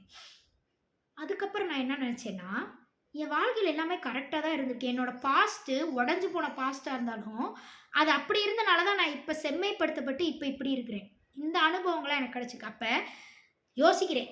அப்ப அந்த படம் பார்க்கும்போது நமக்கு ஒரு கேள்வி வரும். நம்மளும் போய் டைம மாத்தி வச்சுட்டு வந்துட்டா நம்ம வாழ்க்கை இது மாரி மாறிடுமா அப்படின்னு. இப்ப எனக்கு ஒரு கேள்வி வருது. நான் போய் இப்ப டைம மாத்தி வச்சுட்டு வர்றேன். என்னுடைய வந்து பாஸ்ட் லைஃப்ல இருந்த லவ்வர், அவங்கள மாத்தி வச்சுட்டு வர்றேன். அவங்களே எனக்கு கிடைக்கிற மாரி நான் செட் பண்ணி வச்சுட்டு வந்துட்டேன்னா, என் வாழ்க்கை நல்லா இருக்குமா? இப்ப நான் செம்மையா வாழ்ந்துட்டு இருப்பேன்ல, அப்படின்னு சொல்லிலாம் நான் யோசிச்சு பார்க்குறேன். உண்மையிலே உட்கார்ந்து யோசிச்சு பார்த்தேன் அந்த படம் பார்த்துக்கிட்டு இருக்கும்போது. இல்லைன்னா என் வாழ்க்கையில நான் வந்து அப்ப வேற படிப்பு நான் சூஸ் பண்ணணும்னு நெனச்சேன். அதுக்கு பதிலா நான் வந்து இந்த எம்எஸ்சி இந்த சாரி பிஎஸ்சி பிசிக்ஸ வந்து எடுத்துட்டேன். அப்ப நான் டைம் மிஷின்ல போய் நான் வேற ஒரு படிப்பு நான் என்ன சூஸ் பண்ணணும்னு நெனச்சேனோ, அத மாத்தி வச்சுட்டு வந்துட்டேன்னா, இப்ப நான் பெரிய ஆளா இருந்திருப்பேன்ல. அப்ப நான் எப்படி இருந்திருப்பேன்? அத போய் நான் மாத்தி வச்சுட்டு வந்தனால, இப்ப எப்படி இருந்திருப்பேன்றதையும் நான் யோசிச்சு பார்த்தேன். அப்படி இருந்திருந்தா, இந்த தாரணி இப்ப இருக்கிற தாரணி கிடைச்சிருக்காது. அது வேற ஏதோ ஒரு தாரணியா இருக்கும். அது நல்லா இருக்காதுன்னு இறைவன் நெனச்சிருப்பாங்க. இப்படி இருக்கிற தாரணி தான் நல்லா இருக்கும்னு நெனச்சிருப்பாங்க. அதனால எனக்கு இந்த கஷ்டங்கள குடுத்துருப்பாங்க. அப்ப அப்போ ஒரு முடிவுக்கு வர்றேன். என் வாழ்க்கையில நான் எதையும் பாஸ்ட்ட மாத்தி வைக்கக்கூடிய ஒரு சான்ஸே எனக்கு கிடைச்சாலும், நான் எதையும் மாத்தி வைக்க விரும்பல அப்படின்னு சொல்லி அன்னைக்கு ஒரு முடிவு வந்து நான் எடுத்தேன் என் வாழ்க்கையில. சரிங்களா? என் என் மனசுக்குள்ள இருந்து இந்த கேள்விலாம் வந்துகிட்டு இருக்குது. இந்த படத்த பார்த்தோனே ஒரு ஆர்வத்துல என்னென்னமோ நெனப்போம்ல, அது மாரி நெனைக்கிறேன். அப் அன்னைக்கு எடுத்த முடிவு இன்னைக்கு வரைக்கும் நான் மாறாம இருக்கிறேன். சரிங்களா? இது எல்லாமே எனக்கு தேவைப்படுது. என் வாழ்க்கையில நடந்த ஃபெயிலியர்ஸ் எந்த ஒரு ஃபெயிலியரா இருந்தாலும், இப்ப நான் இருக்கிற இப்ப நான் வாழ்ந்துகிட்டு இருக்கிற இப்ப நான் செம்மையா வாழ்ந்துகிட்டு இருக்கேன்னு சொல்லி நான் நெனைக்கிறேன். இப்ப நான் செம்மையா வாழ்ந்துகிட்டு இருக்கிற வாழ்க்கை எனக்கு இப்ப கிடைச்சிருக்குன்னா, அதுக்கு இதெல்லாம் தான் காரணம். அப்ப இதுல போய் நான் எதையாவது ஒண்ண மாத்தி வச்சுட்டேன்னா, இப்ப நான் செம்மையா வாழ்ந்துகிட்டு இருக்கிறது எனக்கு கிடைக்காது. நான் வேற ஏதாவது அது கூட செத்து கூட போயிருப்பேன். அத போய் நான் மாத்தி வச்சுட்டு, அடுத்து அதோட என்னோட ஆயுள் முடிஞ்சிரும்னு சொல்லி இறைவன் எழுதி வச்சிருப்பாங்க. அப்ப செத்து போயிருவேன். அந்த மாரி என்ன வேணா நடக்கலாம். அதாவது இறைவன் குடுத்தத அப்படியே ஏத்துக்காம, அத மீறிக்கிட்டு நான் ஏதோ ஒண்ணு போய் பாஸ்ட்ல எதையோ ஒண்ண மாத்திட்டேன். இல்ல ஃபியூச்சர்ல ஓடி போய் எதையா மாத்திட்டேன் அப்படின்னா, நான் பயங்கரமா ஆயிடுவேன் அப்படின்னு சொல்லி நினைக்கக்கூடாது. சரிங்களா? பாஸ்ட்ல இருக்கிற லெசன எடுத்துக்கிட்டு, நிகழ்காலத்துல எனக்கு இப்ப என்ன கிடைச்சிருக்கு? அதுல எது பெஸ்ட்டு? அதுல வொர்ஸ்ட்டா இருக்கிறத தூக்கி போட்டுட்டு, அதுல எதெல்லாம் பெஸ்ட்டுன்னு சொல்லி நெனச்சு பார்த்துட்டு, அ அதுக்கு ஒரு சந்தோஷப்பட்டுட்டு வாழ ஆரம்பிச்சோம்னா, வாழ்க்கையில இதுக்கு முன்னாடி முன்னேற்றம் இல்லைனாலும், அடுத்தடுத்து முன்னேற்ற பாதையில போய்க்கிட்டு இருக்க மாரி நமக்கே ஒரு கான்ஃபிடென்ட் இருக்கும். அந்த கான்ஃபிடன்ஸ் அந்த கான்ஃபிடன்ஸ் அப்படின்றத மனம் நமக்கு குடுக்காது. ஆத்மாவ நம்ம எப்போ உணர்றோமோ, அப்பதான் கான்ஃபிடன்ஸ் அப்பதான் நான் வந்து என்னுடைய ஆத்மாவ நான் வந்து உணர்றேன். எனக்குள்ள மனம் தாண்டி அதுக்கு முன்னாடி வரைக்கும் மனசு வரைக்கும் தான் எனக்கு தெரியும். ஆத்மான்னு சொல்லுவாங்க. ஆனா புரியாது. எப்ப நான் புரிஞ்சேன்னா, நான் பாஸ்ட்ட மாத்தி வச்சுட்டேன்னா, நான் வந்து இப்ப இருக்கிற சரியான வாழ்க்கையில நான் இருக்க மாட்டேன். பாஸ்ட்டை மாற்றி ஏதோ ஒரு சான்ஸ் கிடைச்சி மாற்றி வச்சா நான் தப்பாக தான் போய் முடிவேன் அப்படின்றத நான் எப்போ உணர்ந்தேன், அப்போ தான் நான் ஆத்மான்னு ஒன்று இருக்குது அப்படின்றதே நான் உணர்ந்தேன். ஆத்மார்த்தமாக உணர்ந்தேன். சரிங்களா? அது மாதிரி எல்லாருமே உணர்ந்துட்டு போயிருக்கிறாங்க. இப்பவும் எல்லாரும் உணர்ந்துகிட்டு இருக்கிறாங்க. அந்த அந்த விஷயத்த உணராதவங்களுக்கு தான் இப்ப நான் டீப்பா சொல்லிக் குடுத்துட்டு இருக்கிறேன். என்னுடைய லைஃப்ப வச்சு. அப்புறம் மாணிக்க வாசகர் வாழ்க்கைய எடுத்து நம்ம பார்த்தோம். அந்த மாரி ஒரு சின்ன எக்ஸாம்பிள் எடுத்து எடுத்து பார்க்கும்போது தானே நமக்கு நெறைய கதைகள் கேட்க கேட்க தானே நம்ம வந்து நெறைய கத்துக்க முடியும். இல்லைன்னா ஆத்மா அப்படின்னு சொல்லிட்டு போயிடுறேன். உங்களால புரிஞ்சுக்க முடியுமா? கண்ணுக்கே தெரியல. கண்ணுக்கு தெரிஞ்சாவாவது உங்களால புரிஞ்சுக்க முடியும். கரெக்ட்டா? அதுக்கு தான். அப்ப அ இப்ப நான் வந்து என்ன சொல்ல வரேன்னு உங்களுக்கு புரியுதா? அப்ப அவர் வந்து புல்லா பிறந்திருக்கிறாரு. புல்லா பிறக்கும்போதே நான் மனுஷனா பிறக்கணும் அப்படின்னு சொல்லிட்டு அவர் நினைக்கல. புல்லா பிறந்து அதுல வாழக்கூடிய வாழ்க்கையில பொறுமையா வாழ்ந்துருக்கிறாரு. அடுத்து புழுவா பிறந்திருக்காரு. இப்படி வாழ்ந்து வாழ்ந்து மனிதர் எல்லாம் வந்ததுக்கப்புறம், மாணிக்க வாசகரா பிறந்ததுக்கப்புறம் அவர் வந்து ஒரு ரியலைசேஷனுக்கு வந்துட்டாரு. இப்படியெல்லாம் பிறந்தேன். இப்ப அத விட அருமை பெருமை அப்ப நான் அங்க வாழ்ந்ததெல்லாம் தப்பு பண்ணிட்டேன். ஆனா, நான் அத போய் கரெக்ட் பண்ணிக்க விரும்பல. அங்க போய் ஏதாவது எனக்கு ஒரு பாஸ்ட்ட குடு இறைவா, டைம் டிராவல் மிஷின குடு நான் போய் கரெக்ட் பண்ணி வச்சுட்டு வரேன்னு அவர் சொல்லல. இப்ப அதெல்லாம் விட நீ இப்ப எனக்கு உயர்வானதையும் குடுத்துருக்க. இத வச்சு நான் உன்னை அடையணும் இறைவா, அப்படின்னு சொல்லி அவரு கன்க்ளூஷனுக்கு வர்றாரு. அவர் ஆத்மாவ உணர்ந்ததுக்கு அப்புறம், அடுத்த ஸ்டேஜ்க்கு எங்க போறாரு? பரமாத்மாவ உணர்றதுக்கு போறாரு. சரிங்களா? பரமாத்மா தான் இறைவன் சொல்லி இன்னைக்கு கிளாஸ்ல நம்ம வந்து அப்படி வச்சுக்கிறலாம். அப்ப அந்த பரமாத்மா எங்கேருந்து வந்துச்சு? பரமாத்மால இருந்து ஆத்மா எங்கேருந்து வந்துச்சு? இது 2க்கும் வேறுபாடு இருக்குதா? அப்படின்னா இருக்குது. சரிங்களா? எல்லாமே நானே தான் இறைவன் அப்படின்னு சொல்லிட்டு நம்ம சுத்தக்கூடாது. நானே தான் இறைவன் ஒரு கன்சிடரேஷனுக்கே நம்ம ஆத்மா உணர்ந்ததுக்கு அப்புறம் தான் வருவோம். அ ஆனா அது வந்து டீப்பா அதிலயே நம்ம வாழக்கூடாது. சரிங்களா? எனி டைம் அப்படியே நினைச்சுக்கிட்டு மமதையில சுத்தக்கூடாது. இறைவனுக்கும் மனிதனுக்கும் வேறுபாடு இருக்கு. இறைவனுக்கும் ஒவ்வொரு உயிருக்கும் இந்த பிரபஞ்சத்துக்குமே வேறுபாடு இருக்கு. இறைவன் தனி, பிரபஞ்சம் தனி. ஏன் ஏன் தனி நான் சொல்றேன் அப்படின்னா, இறைவன் படைத்த படைப்பு தான் பிரபஞ்சம். இறைவன் என்பவர் எல்லா என்பவங்க. இறைவன், இறைவின்னு சொல்லி கூட நீங்க வச்சுக்கோங்க. அதுதான் உண்மை. இறைவன், இறைவின்னு சொல்லி 2 பேர் இருக்கிறாங்க. இதெல்லாம் நான் புரிய வைக்கிறேன் அடுத்த டாபிக்ல. அந்த இறைவன், இறைவி வந்து எல்லாத்தையும் கடந்தவங்க. அதனால தான் அவங்கள வந்து கடவுள்ன்னு சொல்றாங்க. அப்ப இந்த பிரபஞ்ச படைப்பெல்லாம் பார்த்துட்டு அவங்க வந்து என்ன சொல்றது? அ ரொம்ப ஆச்சரியமும் படமாட்டாங்க. ரொம்ப கோபப்படுறது, வேதனையும் படமாட்டாங்க. பேடாவும் நெனைக்க மாட்டாங்க. குட்டாவும் நெனைக்க மாட்டாங்க. படைச்சு விட்டுட்டு அவங்க பாட்டுக்கு உட்காந்து வேடிக்கை பார்த்துக்கிட்டு இருக்காங்க இறைவன், இறைவி. யார படைச்சு விட்டுட்டு, நம்மளெல்லாம் படைச்சு விட்டுட்டு, சரிங்களா? நம்மளை போன்ற ஆத்மாக்கள படைத்து, அதுக்கு முன்னாடி படைப்பினங்கள படைக்கிறாங்க. சரிங்களா? பஞ்சபூதங்கள், சூரியன், சந்திரன் அது மாரி ஒவ்வொரு பிளானட்ஸ்லயும், ஒவ்வொரு கேலக்ஸிலயும் ஒவ்வொரு விதமா படைக்கிறாங்க. படைச்சுட்டு அதுல வாழக்கூடிய ஆத்மாக்கள், உயிர்கள் அத படைச்சா தான் அந்த படைப்பினங்கள் படைச்சதுக்கான அர்த்தமே. வெறும் சூரியன், சந்திரன் அது பாட்டுக்கு பூமி, ஒவ்வொரு பிளானெட், ஒவ்வொரு கேலக்ஸி அது பாட்டுக்கு சுத்திட்டு இருக்குன்னா, அதுல என்ன பிரயோஜனம் இருக்கு? அத உணரக்கூடிய நிலைக்கு போனா தானே, அதனுடைய அருமை, பெருமைகள உணர்ற நிலைக்கு எது வரும்? உயிர் தான் வரும். உணர முடியும். அது அதுக்கு ஒண்ண உருவாக்கும்ன்னு சொல்லி தான் ஆத்மா அ ஆத்மா வடிவெடுத்தக்கூடிய ஆத்மா கொண்ட வடிவங்கள். அத நீங்க எந்த வடிவங்களா வேணாலும் நீங்க நெனச்சுக்கிடலாம். உயிர் வாழக்கூடிய வடிவங்கள். உயிர் இல்லாதத நீங்க அப்படி நெனைக்கக்கூடாது. ஓகேங்களா? அதெல்லாம் படைச்சு விட்டு, நம்ம ஆத்மாக்களை எல்லாம் படைச்சு விட்டு உணர வைக்கிறாங்க. எல்லா படைப்பிடங்களையும் உணர வச்சுட்டு, இது எல்லாத்தையும் படைச்சது கடைசில இவ்ளோ பெரிய அற்புதங்கள படைச்சது இறைவன் தான். அப்ப எல்லாத்தையும் நான் பார்த்து முடிச்சுட்டேன். இறைவன் படைச்சத பூராத்தையும். நான் இறைவன்ட்ட போறேன். முடிஞ்சு. இதான் வாழ்க்கைக்கான அர்த்தம். இப்ப இந்த உலகத்துல வந்து பிறந்திருக்கோம்னா, இந்த உலகம் எப்படிப்பட்டது? எல்லாத்தையும் நான் வாழ்ந்து வாழ்ந்து புரிஞ்சுக்க விரும்புறேன். ஒவ்வொரு ஊரா போயிட்டு வர்றேன். ஒவ்வொரு நாளும் ஒவ்வொரு ஊருக்கு ஒவ்வொரு நாள் டெய்லியுமா ஒவ்வொரு ஊருக்கு போ முடியும் இல்ல. ஒவ்வொரு ஸ்டேஜ் வரும்போது ஒரு ஊருக்கு போய் போய் தெரிஞ்சுக்கிறேன். அங்க இருக்கிற மக்கள் எப்படி இருக்கிறாங்க? அங்க இருக்கிற உயிர்கள், பூச்சி, பட்டைகள் எல்லா உயிர்களும் எப்படி வாழுது? இந்த மாரிலாம் அங்க இருக்கிற இங்க நான் கரப்பான்பூச்சி பார்த்தேன். ஆனா அங்க வேற ஒரு ஊருக்கு போம்போது பாம்பு பார்க்குறேன். அந்த மாரி. ஒவ்வொரு ஊர்லயும் ஒவ்வொரு மாரி நான் பார்க்குறேன். இதெல்லாம் ஒவ்வொரு டிஃபரெண்ட் கல்ச்சர்ஸ் நான் வந்து பார்க்குறேன். இதெல்லாம் படிப்பினைகள். படைப்பினைகள் இல்ல, படிப்பினைகள். படிச்சு பார்த்து பார்த்து அனுபவங்கள எடுத்து எடுத்து கத்துக்குறோம். இந்த உலகத்துல என்னென்ன இருக்குது அப்படின்னு சொல்லி. இப்ப எல்லாம் கத்துக்கிட்டு முடிச்சுட்டோம். போதும் இறைவா, நான் எல்லாம் கத்துக்கிட்டு முடிச்சுட்டேன். என் வாழ்க்கையில கல்யாணம் ஆயிருச்சு, குழந்தை பிறந்துருச்சு. அவங்க ஒரு அடல்ட் ஸ்டேஜுக்கு அவங்க கல்யாணம் முடிக்கிற ஸ்டேஜுக்கு போயிட்டாங்க. அவ்வளோதான். கல்யாணம் முடிச்சு வச்சாச்சு. அதான் நம்ம கடமைய முடிக்கிறது அப்படின்றது. இதுக்கப்புறம் நான் இங்கேயே உட்காந்துக்கிட்டு வாழ்ந்துகிட்டு இருக்க விரும்பல அப்படின்னு சொல்லி நமக்கு முதல்ல நம்மளே போதும்னு சொல்லணும். அப்புறமும் நான் உட்காந்துக்கிட்டு அவைங்க கூடயே சேர்ந்துக்கிட்டு அவைங்க ஹஸ்பண்ட் அண்ட் ஒய்ஃபா வாழ்ற வாழ்க்கைய கெடுப்பேன் அப்படின்னு சொல்லிட்டு நான் சொல்ற ரூல்ஸ் எல்லாம் நீ ஃபாலோ பண்ணுன்னு சொல்லிட்டு டார்ச்சர் பண்றேனா அதெல்லாம் எதுனாலன்னா ஆத்மா உணராதனால தான். மனம் ஸ்டேஜ்ல நிக்கிறோம் நம்ம.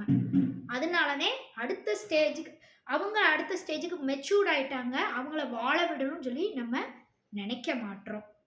விட்டு குடுத்துறணும். அவங்க முடிச்சுட்டாங்க. அடுத்த ஸ்டேஜ் போயிட்டாங்க. அவங்களுக்கு மேரேஜ் ஆயிடுச்சு நம்ம பிள்ளைங்களுக்கு. அவ்வளோதான். அவங்க அடுத்து ஏதாவது டவுட் கேட்டாலே நம்ம சொல்லிக் குடுக்கணும். அத விட்டுட்டு குடும்பத்துக்குள்ளே உட்காந்து தலையிடக்கூடாது அப்படின்னு ஒதுங்கி வந்துரணும். சரிங்களா? ஒதுங்கி நம்மளுடைய வாழ்க்கைய நமக்கு என்ன வாழ்க்கை இருக்கும் அடுத்து அப்படின்னா, அவங்க நம்ம பிள்ளைங்க ஏதாவது ஹெல்ப் கேட்டாங்கன்னா, அப்பப்ப நம்ம செஞ்சு தரலாம். அதுக்கப்புறம் அந்த ஆத்மா உணர்றதுக்கான தேடல்ல நம்ம போகணும் அதுக்கப்புறம். அதான் ஆன்மீக பயணம்னு சொல்லி சொல்றாங்க. அப்ப ஆன்மீக பயணம் எனக்கு சின்ன வயசுலயே வரக்கூடாதா? வயசானதுக்கு அப்புறம் தான் வரணுமானா, நான் எப்ப சொல்லியிருக்கேன். 18 வயசுலேருந்து அத ஸ்டார்ட் பண்ணணும்னு நான் சொல்லியிருக்கிறேன். ஆன்மீக பயணம்ன்றத. ஆனா ரொம்ப டீப்பா இறைவன பத்தி எனி டைம் நெனச்சுக்கிட்டே இருக்கு. இந்த வயசுலலாம் நம்ம இறைவன பத்தி எனி டைம் நெனச்சுக்கிட்டே இருக்க முடியுமா? நம்ம வாழ்க்கை சூழ்நிலை நம்மள நெனைக்க விடுமா? விடாது. வாரத்துக்கு ஒருக்கா ஒரு கோயிலுக்கு போக முடியும் நம்மளால. அவ்வளோதான் முடியும். அதுக்கப்புறம் நம்ம வாழ்க்கைய தான் வாழ முடியும். ஆனா, நம்ம பசங்கலாம் வளர்ந்து மேரேஜ் ஆகி போயிட்டாங்கன்னா, அ அப்ப நம்ம இறைவன பத்தி எனி டைம் நெனைக்கிறதுக்கு எந்த வாழ்க்கையில நம்ம ஈடுபட்டா அத நெனைக்க முடியும். அப்படின்னு சொல்லி அதுக்கான வாழ்க்கைய நம்ம தேர்ந்தெடுக்கணும். தேர்ந்தெடுத்து பயணிச்சுட்டே இருந்தோம்னா, நமக்கு இறை முக்தி கரெக்ட்டா நல்லபடியா பயணிச்சுட்டே இருந்தோம்னா, இறை முக்தின்றது நமக்கு இந்த பிறவியில நிச்சயமா கிடைச்சிரும். அதுல எந்த ஒரு தடையும் கிடையாது. சரிங்களா? யாருமே முடிவு பண்ண முடியாது. நீங்க எப்ப முக்தி அடைய போறீங்க அப்படின்றத. நீங்க தான் முடிவு எடுக்கணும். இந்த பிறவில நீங்க முக்தி அடைய விரும்புறீங்களா? இல்ல இன்னும் அடுத்தடுத்த பிறவி எதுக்கு உங்களுக்கு தேவைப்பட போது? அப்படி உங்கள வாழ விடாம யாராவது கெடுக்குறாங்களா? அந்த மாரி இல்லைல. எல்லாருக்குமே கல்யாணம் பண்ணிக்கங்கன்றாங்க. சரிங்களா? கல்யாணமே பண்ணக்கூடாதுன்னு யாரையாவது சொல்லி வச்சிருக்காங்களா? இல்ல. கம்பல்சரி மேரேஜ் பண்ணிக்கன்றாங்க எல்லாரையுமே. ஏதோ யாரையோ ஒருத்தர் மேரேஜ் பண்ணு அப்படின்றாங்க. அப்ப எல்லாமே இந்த பிறவிலே நம்மளால அடைய முடியும். எல்லா வாழ்க்கையுமே கத்துக்க முடியும். கல்யாணம் பண்ணி, குழந்தை பெத்து, குழந்தை கிடைக்கலன்றதுக்காக நமக்கு முக்தி கிடைக்காது அப்படின்னு சொல்ல முடியுமா? குழந்தையே சிலருக்கு இல்லைல்ல. அது போன பிறவில நான் குழந்தையெல்லாம் பெத்து வளர்த்துருப்பேன்ப்பா. அதனால இந்த பிறவில இறைவன் எனக்கு குடுக்கல. அப்படின்னு சொல்லி அத அக்செப்ட் பண்ணிட்டு அடுத்த கட்ட நகர்வுக்கு நகர்ந்தோம்னு வைங்க. அப்ப நம்ம முக்தி பாதைய தேடி போய்க்கிட்டு இருக்கோம்னு அர்த்தம். அதுக்காக வேற மேரேஜ் பண்ணிக்கிறது, அதுக்காக ஃபெர்டிலைசேஷன் சென்டருக்கு போறது இதெல்லாம் எவ்வளோ பெரிய தப்பு. சரிங்களா? அதுக்காக என்னைய நானே பெருமையா சொல்லிக்கல. எனக்கு குழந்தை கிடைச்சிருக்கு. அவங்களுக்கெல்லாம் கிடைக்கல. அப்ப நான் பெரிய ஆள், அவங்களாம் சின்ன ஆள். இல்ல. அத அக்செப்ட் பண்ணிக்கிற விதம் தான். குழந்தை பிறந்தவங்களுக்கு எத்தனை கஷ்டப்படுறாங்கன்னு தெரியுமா? ஒரு அம்மாவா இருந்து எம்புட்டு கஷ்டப்படுறேன்னு எனக்கு மட்டும் தான் தெரியும். அப்படி சில நேரத்துலலாம் ஏன்டா குழந்தை பெத்தோம் அப்படின்னு சொல்லி யோசிக்கலாம் தோணும். அந்த மாதிரிலாம் இருக்குது. ஆனாலும் மழலை செல்வம்ன்றது எத்தனையோ பேருக்கு கிடைக்காதது எனக்கு கிடைச்சிருக்கு அப்படின்றதுல நான் எப்பயுமே சாட்டிஸ்ஃபைடா இருப்பேன். சரிங்களா? அதுக்காக கிடைக்காதவங்க சாட்டிஸ்ஃபை ஆக முடியாதா? அப்படி கிடையாது. நான் இந்த இடத்துல தான் அவங்கள மாரி ஆளுங்களுக்கெல்லாம் நான் மோட்டிவேஷன் குடுக்க விரும்புறேன். ரொம்ப வருஷம் ட்ரை பண்ணிட்டாங்க. ஹஸ்பண்ட் அண்ட் ஒய்ஃபா இருந்து குழந்தை பெறுறதுக்கு. அந்த பாக்கியம் கிடைக்கல. அதாவது 1 வருஷத்திலே கிடைக்கலன்னு சொல்லிட்டு முடிவெடுக்கிறது இல்ல. ஒரு 5 வருஷம் கூட ட்ரை பண்ணிட்டாங்கப்பா. கிடைக்கல அப்படின்னா அத விட்டுட்டு நெக்ஸ்ட் ஒரு கட்ட அடுத்த கட்ட நகர்வ நோக்கி அவங்க ஹஸ்பண்ட் அண்ட் ஒய்ஃப் சேர்ந்தே நகரலாம். இதுக்காக நான் வேற ஒரு கல்யாணம் முடிக்கிறேன்.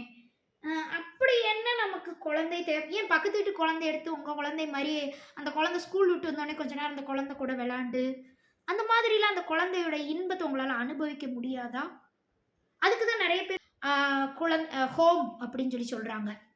அது என்ன ஆதரவற்றோர் இல்லம். அங்கருந்து குழந்தைகள தத்தெடுத்து வளர்க்குறாங்க. எத்தனையோ பேர் அதுதான் அடுத்த கட்ட நகர்வுன்னு சொல்லி நான் நினைக்கிறேன். சரிங்களா?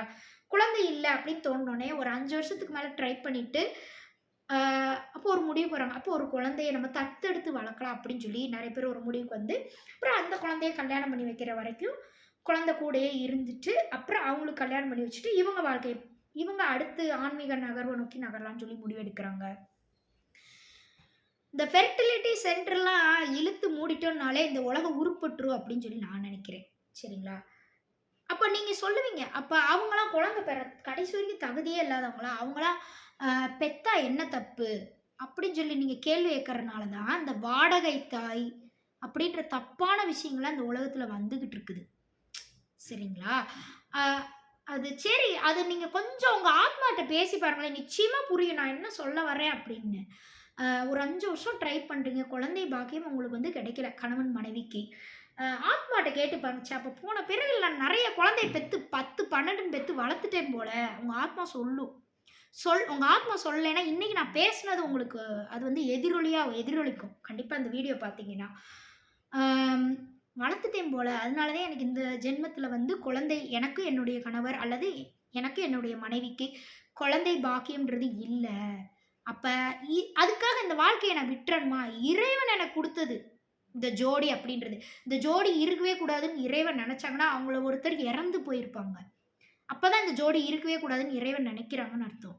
அப்படி இல்ல உயிரோட வாழ்ந்துகிட்டு தானே இருக்கிறாங்க கூட 2 பேருமே. அப்ப இப்படி ஒரு முடிவுக்கு வரலாம் அவங்க.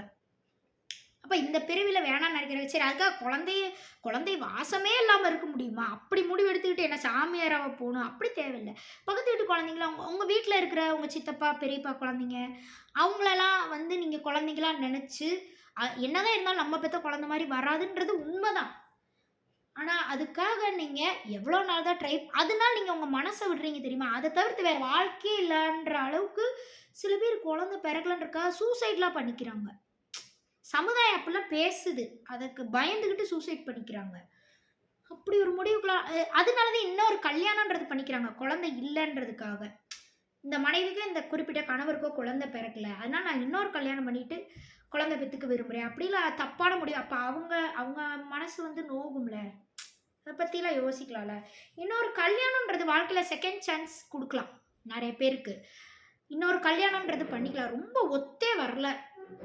இந்த குழந்தை பிறக்கலன்றதுக்காகலாம் இன்னொரு சுத்தமா ஒத்து வரல. அவங்க 2 பேத்துக்குள்ளயுமே ஒரு புரிதலே இல்ல. அவங்களுடைய ஃபீல்டே வேற மாரி இருக்கு. இவங்களுடைய ஃபீல்டே வேற மாரி இருக்கு. அவங்க டெய்லி வீட்டுக்கு வந்து ஒண்ணா சேர்ந்து சாப்பிடும்போது, அவங்க வீட்ல அவங்களுடைய லைஃப்ப வாழும்போது கணவன் மனைவிக்கு அவங்களுடைய டைமிங்ன்றதே ஒத்து வரல. அந்த மாரி இருக்கிறவங்க தான் பிரிவு, டைவர்ஸ் அப்படின்றத அப்ளை பண்ணிட்டு, இன்னொரு கல்யாணம் அப்படின்றத கட்டத்த நோக்கி நகரலாம். அத விட்டுட்டு சின்னதா சண்டை போட்டதுக்கெல்லாம் ஒத்து வரலன்னு போய்க்கிறது. அந்த லெவலுக்கெல்லாம் நம்ம போகக்கூடாது. எல்லாமே இந்த பாடங்கள்லாம் வந்து நம்ம ஆத்மாவா உணர்ந்தா மட்டும் தான் கிடைக்கும். சரிங்களா? சரி. அப்ப ஆத்மா உணர்ந்துட்டோம்னா, நமக்கு வந்து அந்த குழந்தை பாக்கியம் கிடைக்கலன்றதையும் நம்மளுடைய மனசு அக்செப்ட் பண்ணிக்கும். சரிங்களா? நம்மளுடைய பார்ட்னரை அக்செப்ட் பண்ண வைக்கும். ஓகேங்களா? அப்ப நம்ம சூசைட் பண்ணிக்கணும், இல்ல அதுக்காக வேற ஒரு கல்யாணம் பண்ணிக்கணும்னு எந்த ஒரு அவசியமே இல்ல. ஒரு குழந்தைய தத்தெடுத்து வளர்க்கலாம். இந்த மாரி யோசிச்சு பார்க்கலாம். இன்னொரு குழந்தைய தத்தெடுத்து வளர்க்கலாம்.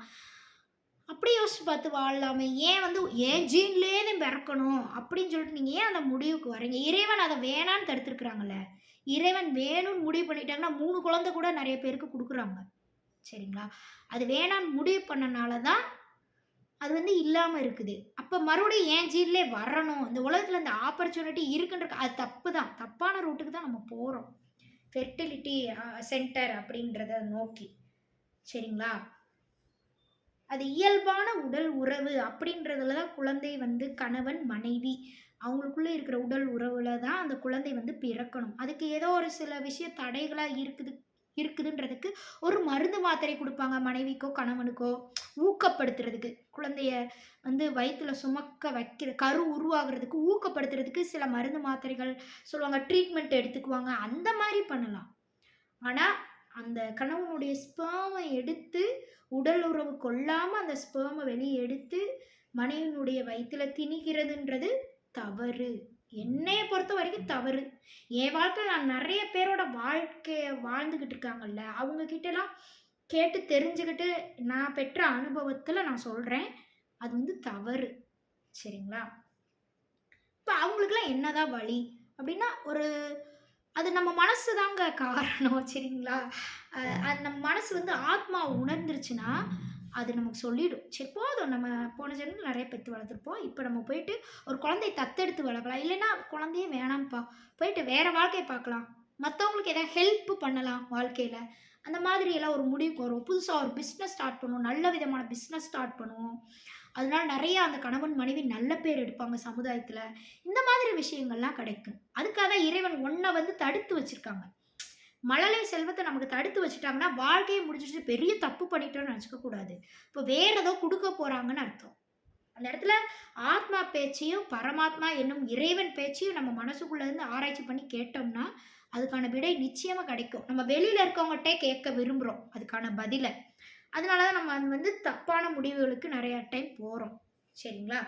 அது அப்படி நம்ம ஃபெர்டிலிட்டி சென்டர் மூலியமா போய் குழந்தை பெத்துக்கிறோம்ல, அதுக்கப்புறம் அந்த கர்ம வினைகள் நமக்கு தொடர்ந்துட்டே இருக்கும். இறைவன் கர்ம வினைகள இதோட முடிக்க பார்க்குறாங்க, நம்ம பிறவிக்கு. நம்ம என்ன தப்பு பண்றோம்னா, திருப்பி கர்ம வினைகள வளர்த்து விட்டு போறோம். அதுவா முக்தி நமக்கு தேடி வந்து கிடைக்குது. அத வேணான்னு விரும்புறோம். விரும்புனோம்னா, நம்ம ஆத்மா அடுத்த பிறவில ரொம்ப கஷ்டப்படும்ன்றத புரிஞ்சுக்காம தான் தப்பு பண்றோம். சரிங்களா? அப்ப நயன்தாரா பண்ணாங்கல்ல இந்த வாடகை தாய். அது அவங்க பிரச்சனை நம்ம கண்டுக்காம இருந்துக்கலாம். அவங்கள போய் நம்ம விமர்சனம் பண்ணணும்னு அவசியம் இல்ல. ஆனா அவங்க சரியா பண்ணாங்களா? இப்ப விக்னேஷ் சிவன வந்து மேரேஜ் பண்ணாங்க. அவங்களுக்குள்ள என்ன ஒரு குழந்தை பிறக்கிறதுல என்ன ஒரு ப்ராப்ளம் அப்படின்னு சொல்லிட்டு நமக்கு தெரியாது. அதுக்காக வாடகை தாய் அப்படின்னு சொல்லி தேர்ந்தெடுத்து அவங்க பண்ணாங்கன்னா, எல்லாருமே வந்து இந்த உலகத்துல உடலுறவு கொள்ளாம இப்படி தப்பான ரூட்டுக்கு தானே போவாங்க. பேரண்ட்ஸ் அப்படின்ற ஒரு விஷயத்த அத அனுபவிக்க முடியாம தானே இருக்கும். அது தப்பு தான். சரிங்களா? அவங்க பண்ணது வந்து நமக்கு தப்பு கிடையாது. நம்மளுடைய பார்வையில எந்த ஒரு தவறு கிடையாது. அழகான 2 உயிர் உலகு அப்படின்ற 2 குழந்தைகள் வந்து அவங்களுக்கு கிடைச்சிருக்குது. அத அவங்கள வந்து கணவன் மூலியமாவே அவங்களுக்கு கிடைச்சிருக்குது. அவங்கள எடுத்து வளர்த்துக்கிட்டு இருக்கிறாங்க. அதெல்லாம் ஓகே தான். ஆனா அடுத்த பிறவியில அவங்க பண்ண பாவம் அது 2 பேரும் சேர்ந்து எடுத்த முடிவு தானே. அப்ப அவங்க கணவனாவது கொஞ்சம் யோசிச்சிருக்கணும். மனைவி இப்படி சொல்லுதுன்றதுக்காக நம்ம இப்படி ஒரு முடிவுக்கு வர வேணாம். ஏன் குழந்தைங்கள தத்தெடுத்து கூட வளர்க்கலாம் அப்படின்னு சொல்லி அவங்க யோசிச்சிருக்கலாம். கர்ம வினைகள் இத்தனைக்கும் அவங்கலாம் பயங்கரமா சாமி கும்பிடுறோம்ன்னு சொல்லிட்டு இருக்கிறாங்க. அதனால தான் அவங்கள பத்தி நான் சொல்ல வரேன் உங்களுக்கு எக்ஸாம்பிளா. சாமி கும்பிட்டுருந்தாங்கன்னா, உண்மையா சாமி கும்பிட்டுருந்தாங்கன்னா, இந்த மாரி விஷயத்துல ஈடுபட்டுருக்க மாட்டாங்க. வாடகை தாய் அப்படின்றது ஈடுபட்டுருக்க மாட்டாங்க. அது தப்பு தான். வாடகை தாய் அப்படின்றது நான் காலேஜில படிச்சப்ப எங்களுடைய மேம் அது ஒரு சப்ஜெக்ட்டா எடுத்து நடத்துனாங்க. எங்க மேம் எங்களுக்கு சொல்லிக் குடுத்தது என்னன்னா, வாடகை தாய் சரோகசி என்பது தவறு இந்த உலகத்துல. அப்படின்னு சொல்லி சொல்லிக் குடுத்துருந்தாங்க. அப்ப இருந்து நாங்கலாம் அந்த மாரிலாம் பண்ணக்கூடாது வாழ்க்கையில. அப்படின்னு சொல்லி அத மைண்ட்ல வச்சுக்கிட்டே வாழ்ந்துட்டு வர்றோம். அ அத வந்து இப்பலாம் தூண்டி விடுது. இப்ப இருக்கிற தப்பான சமுதாயம். சரிங்களா? அதெல்லாம் நம்ம வந்து ஆத்மா உணர்ந்து அப்ப சாமி கும்பிடுறோம்ன்னு சொல்லி ஏமாத்த தானே செய்றாங்க. அவங்க ஆத்மா உணர்ந்தாங்கன்னா, இந்த ஃபெர்டிலிட்டி சென்டர்ன்றாங்கல்ல, அந்த கணவனுடைய டிஎன்ஏவ எடுத்து மனைவிக்கு டைரக்ட்டா செலுத்துறது. அத கூட ஏதோ ஒத்துக்கலான்னு வைங்களேன். ஆனா கணவனுடைய டிஎன்ஏ எடுத்து வேற ஒரு பொண்ணுக்கு செலுத்துறது. அது என்ன அது பேரு? பேர் என்ன? அப்ப பேரண்ட்ஸ் உண்மையில யாரு? இப்ப விக்னேஷ் சிவனும் அந்த அவருடைய ஸ்பெர்ம் வந்து எந்த ஒரு பொண்ணுக்கு செலுத்துனாங்களோ, அந்த பொண்ணு தான பேரண்ட்ஸ். சரிங்களா? இது வந்து ஸ்ரீவித்யா ஒரு படத்துல வந்து நடிச்சிருப்பாங்க. உணர்ச்சிகள் வாடகை தாயின்னு சொல்லிட்டு அவங்க பணம் வாங்கிட்டு, லட்சுமிட்ட பணம் வாங்கிட்டு, அவங்களுக்கு குழந்தை பிறக்காது லட்சுமிக்கு. அப்ப அவங்க என்ன பண்ணுவாங்கன்னா, அந்த படம் பேர் நான் மறந்துட்டேன். பணம் வாங்கிட்டு அவங்க வந்து உணர்ச்சிகள் உனக்கு இருக்கக்கூடாது. குழந்தைய பெத்து குடுத்தோனே நீ விட்டுட்டு போயிறணும். அப்படின்னு சொல்லிட்டு சொல்லி தான் பணம் வாங்கிட்டு அவங்க வந்து அந்த குழந்தைய வயித்துல சுமக்கிறதுக்கு ஓகே சொல்லியிருப்பாங்க. ஆனா உணர்ச்சிகள் அந்த இடத்துல நம்ம தோத்து போயிடுறோம். சரிங்களா? வாடகை தாய்ன்றதுல இப்ப கூட ஒரு படம் எடுத்தாங்க. என்னது மிமின்னு ஒரு படம் எடுத்தாங்க. அதுல அந்த ஹீரோயின் எனக்கு அந்த படம் நேஷனல் அவார்டு வாங்குச்சு அந்த படம். அதுதான் வாடகை தாயில இருக்கக்கூடிய பெரிய மைனஸ், பெரிய மிஸ்டேக் என்ன தெரியுமா? ரொம்ப ரொம்ப தவறு. பேன் பண்ணணும்னு சொல்லி ஏன் சொல்றாங்க தெரியுமா? அந்த உயிர வயித்துல சுமந்துட்டா, அந்த டிஎன்ஏவ யாரு குடுத்தாங்களோ அவங்களுடைய உணர்ச்சிகள் நமக்கு வந்துரும். அவங்கள நேர்ல சந்திக்கணும், அவங்கள கட்டி பிடிக்கணும்.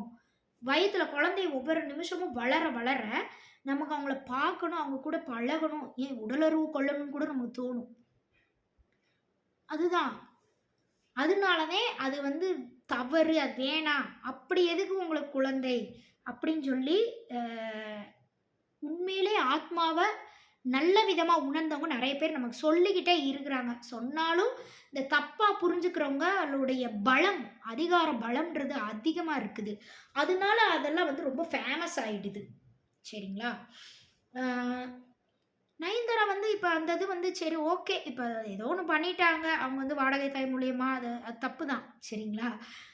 ஆனா குழந்தைய வளர்த்து, வளர்த்து அவங்க ஒரு அனுபவத்துக்கு வந்துட்டாங்கன்னா, அந்த கர்ம வினைகளும் கழிஞ்சிரும். 2 குழந்தைய எடுத்து வளர்க்குறாங்க. அவங்களுடைய குழந்தை தான். எடுத்து நான் எங்கேயோ எடுத்து இல்ல. அவங்க கணவருடைய குழந்தைய எடுத்து வளர்க்குறாங்க. வளர்க்க, வளர்க்க அந்த அனுபவங்கள அவங்களுக்கு கத்துக் குடுத்து, கத்துக் குடுத்து கர்ம வினைகள கழிக்கக்கூடிய ஒரு வாய்ப்பை வந்து ஏற்படுத்தும். அப்படின்னு சொல்லி நம்ம இறைவன வேண்டிக்கலாம். அப்ப எல்லா ஆத்மாவும் தப்பு பண்றாங்க. அதுக்காக அவங்க கெட்டு போயிரணும்னு நம்ம நினைக்கக்கூடாது. எந்த ஒரு ஆத்மா வேணா நீங்க இந்த உலகத்துல எக்ஸாம்பிளுக்கு எடுத்துக்கலாம். அவங்க தப்பு பண்றாங்க. இனிமேலாவது இறைவன் அவங்களுக்கு நல்ல நல்ல விஷயத்த சொல்லிக் குடுக்கட்டும். அவங்க பண்ண தப்பு உணர வச்சு நல்ல பாதையில கூட்டு போயிட்டுன்னு நம்ம வேண்டிக்கிருவோம். அப்படின்னு சொல்லி நம்ம நினைக்கணும் எல்லாரையும். பார்த்தோனே பொறாமப்பட்டுட்டு, இவன் இப்படி தப்பா வந்துட்டா, இவன் வந்து நாசமா தான் போவான். அப்படின்னு சொல்லி நம்ம யாரையும் எடை போட தேவையில்லை. சரிங்களா? நெறைய பேசிட்டோம்னு நெனைக்கிறேன். 1 1/2 மணி நேரம் வீடியோ போட்டிருக்கிறேன். இத நான் வந்து 2ஆ பிரிச்சு போடுறேன். அப்போ நான் யார்? அப்படின்ற கேள்விக்கு நமக்கு பதில் வருது அப்படின்னா, நெறைய பேர் அறிவு தான் நான்னு சொல்லி நெறைய தத்துவ விளக்கங்கள் வந்து நமக்கு கிடைக்குது. அதெல்லாம் கிடையாது. அறிவுக்குரிய விளக்கம் நான் முன்னாடியே குடுத்துட்டேன். அறிவு எந்த லெவல்ல செயல்படுது அப்படின்னு சொல்லி நான் சொல்லிட்டேன். அப்போ மனம் சொல்லி நெறைய பேர் சொல்றாங்க. அதுவும் கிடையாது. மனத தாண்டி நான் யாருன்னு கேள்வி கேட்டா, உடல், அறிவு, மனம் தாண்டி ஆத்மா. ஆத்மா தான் நான். நான் என்பவன், என்பவள் ஆத்மாவாக இருக்கிறேன். இதுக்கு முன்னாடி பல ஆத்மாக்களாக இருந்து வந்தேன். இப்ப இந்த ஒரு ஆத்மாவா இருக்கிறேன். இதுக்கப்புறம் எனக்கு பிறவிகள் வேண்டாம். இந்த உலக வாழ்க்கையில என்னுடைய கர்ம வினைகளை முடித்துவிட்டு, ஆத்மாவை பரமாத்மாவுடன் இணைக்க விரும்புகிறேன் அப்படின்னு ஒரு முடிவு எடுத்துட்டோம்னா, இந்த உலக வாழ்க்கையில இன்பம், துன்பம் எல்லாத்தையும் அனுபவிச்சு முடிச்சுட்டு, ஆண்டு அனுபவிச்சுட்டு உலகத்த விட்டு நம்ம போய் சேருவோம். சீக்கிரமாவே நமக்கு வந்து ஆயுள் முடியாது. நம்ம ஆத்மா உணராதனால தான் அந்த ஆயுள். அப்ப விவேகானந்தர் 30 வயசுலயே அவர் வந்து முக்தி அடைஞ்சுட்டாரு. அதுக்காக அவர் வந்து எதுவுமே உணரலன்னு அர்த்தமா? அப்படி கிடையாது. இந்த ஆயுள் விஷயங்கள்லயும் நெறைய விஷயங்கள் இருக்குது. யாருக்கு எந்த வயசுல முக்தி கிடைக்கும்னே தெரியாது. திருஞான சம்பந்தருக்கு 3 வயசுலே வந்து "தோடுடைய செவியன் விடையேறின்னு" பாட்டு எழுதியிருக்கிறாரு. சரிங்களா? இறை காட்சி வந்து அவருக்கு கிடைக்குது. 3 வயசுல எழுத முடியுமா? பேனா புடிச்சு நம்மளால? எழுதுறதுன்னா அது எழுதியிருப்பாரான்னு எனக்கு தெரியல. வாயில சொல்லி மேபி வாயில பாடியிருப்பாருன்னு நெனைக்கிறேன். ஆனா 3 வயசுல நம்ம சொல்ல முடியுமா? என்னான்னே தெரியாத ஒரு விஷயம். இறை காட்சின்றது கிடைக்குது. குழந்தைகளுக்கு இறை காட்சின்றது கிடைக்கும். ஆனா அத எடுத்து விளக்கக்கூடிய தன்மைக்கு நம்ம 3 வயசுல இருப்போமா? கிடையாது. அவர் வந்து விளக்கமா எடுத்து சொல்லியிருக்கிறாரு. அவங்களுடைய அப்பா, அம்மாக்கு. ஆ அப்ப இறை முக்தி, இறை ஞானம் அப்படின்றது எந்த வயதுல யாருக்கு கிடைக்கும்னு யாராலயும் எடை போடவே முடியாது. அதத்தான் don't judge a book by its கவர்ன்னு சொல்லியிருக்கிறாங்க. யாரும் தகுதிப்படுத்தவே முடியாது. யார் வேணா எப்ப வேணா முன்னேறி வருவாங்க. சரிங்களா? இப்ப நம்மளோட லெவல் புரிஞ்சுகிட்டு, நான் உயர்ந்த நிலையவே அடைஞ்சுட்டேன். பரவால்ல. அதுக்காக எவனுமே உயரலன்னு சொல்லக்கூடாது. அப்ப நம்ம உண்மையிலே உயர்வான நிலையை அடையலன்னு அர்த்தம். சரிங்களா? நானும் உயர்வான நிலையை அடைஞ்சிருக்கேன். என்னைய மாரி நெறைய பேர் அடைஞ்சிருப்பாங்க. இப்பயும் அடைஞ்சுகிட்டு இருக்காங்க என் கூடயே சேர்ந்து. அப்படிலாம் ஒரு இதுல இருக்கணும். எனக்கு மட்டும் தான் எல்லாம் தெரியும் அப்படின்னு சொல்லி சொல்லக்கூடாது. ஓகேங்களா? சரி. நெறைய மகா சிவராத்திரி ஸ்பெஷல்ல நான் யார்? அப்படின்ற கேள்விக்கு நமக்குள்ள நாமே டிராவல் பண்ணிட்டு போனோம்னா, நான் ஆத்மாவாக இருக்கிறேன். ஆத்மாட்ட தான் தெள்ளத் தெளிவான பதில் நான் யார் அப்படின்றது கிடைக்கும். என்று கூறி இதுதான் முடிவுரை கன்க்ளூஷன். நான் யார் அப்படின்னு ஒரு கொஸ்டின் கேட்குறாங்க. யாரா இருந்தாலும் என்னுடைய வீடியோ பார்த்த யாரா இருந்தாலும் கரெக்டாக பதில் சொல்லணும். அறிவுன்னு சொல்லிக்கிட்டு, மனம் சொல்லிக்கிட்டு, உடல்னு சொல்லிக்கிட்டு சுத்தக்கூடாது. சரிங்களா? ஆத்மா தான் நான் அப்படின்றத தெளிவா நீங்க எல்லாரும் பதில் சொன்னீங்கன்னா, அங்க தான் என்னுடைய வீடியோ நானும் ஜெயிச்சிருக்கேன் அப்படின்னு அர்த்தம். நான் ஆத்மாவை உணர்ந்ததுக்கு ஒரு அர்த்தம் இருக்குதுன்னா, நீங்க எல்லாரும் அத நான் இந்த வீடியோ பார்க்குற மூலியமா உணர்ந்து கரெக்ட்டா பதில் டெஃபினிஷன் சொல்லிட்டீங்கன்னா, அப்பதான் அர்த்தம்னு சொல்லி நான் நினைக்கிறேன். நான் ஆத்மா உணர்ந்ததுக்கான அர்த்தம்னு. பாப்போம் அந்த வீடியோ பார்த்துட்டு எத்தன பேரு ஆத்மாவ உணர்றீங்க அப்படின்னு சொல்லிட்டு. உங்க வாழ்க்கைக்கு தேவையான கைடன்ஸ் நீங்க என்ன பண்ணணும், நீங்க என்ன பண்ணக்கூடாதுன்றத எது சொல்லும்னா, ஆத்மா தான் சொல்லும். இப்ப அந்த ஆத்மாக்கு யார் சொல்லிக் குடுக்குறா? அப்படின்னு ஒரு கேள்வி இப்ப வருதா உங்களுக்கு? ஆத்மா என்ன அம்புட்டு பெரிய ஆளா? அதுக்கு யார் சொல்லிக் குடுக்குறது அந்த தெள்ளத் தெளிவான பதில்? வருதா? அந்த கேள்விக்கான விடையை கர்ம வினைகள் என்றால் என்ன அப்படின்ற டாபிக்ல நாளைக்கு பார்ப்போம் என்று கூறி விடைபெறுகிறேன். நன்றி, வணக்கம். நம சிவாய நம சிவாய நம சிவாய.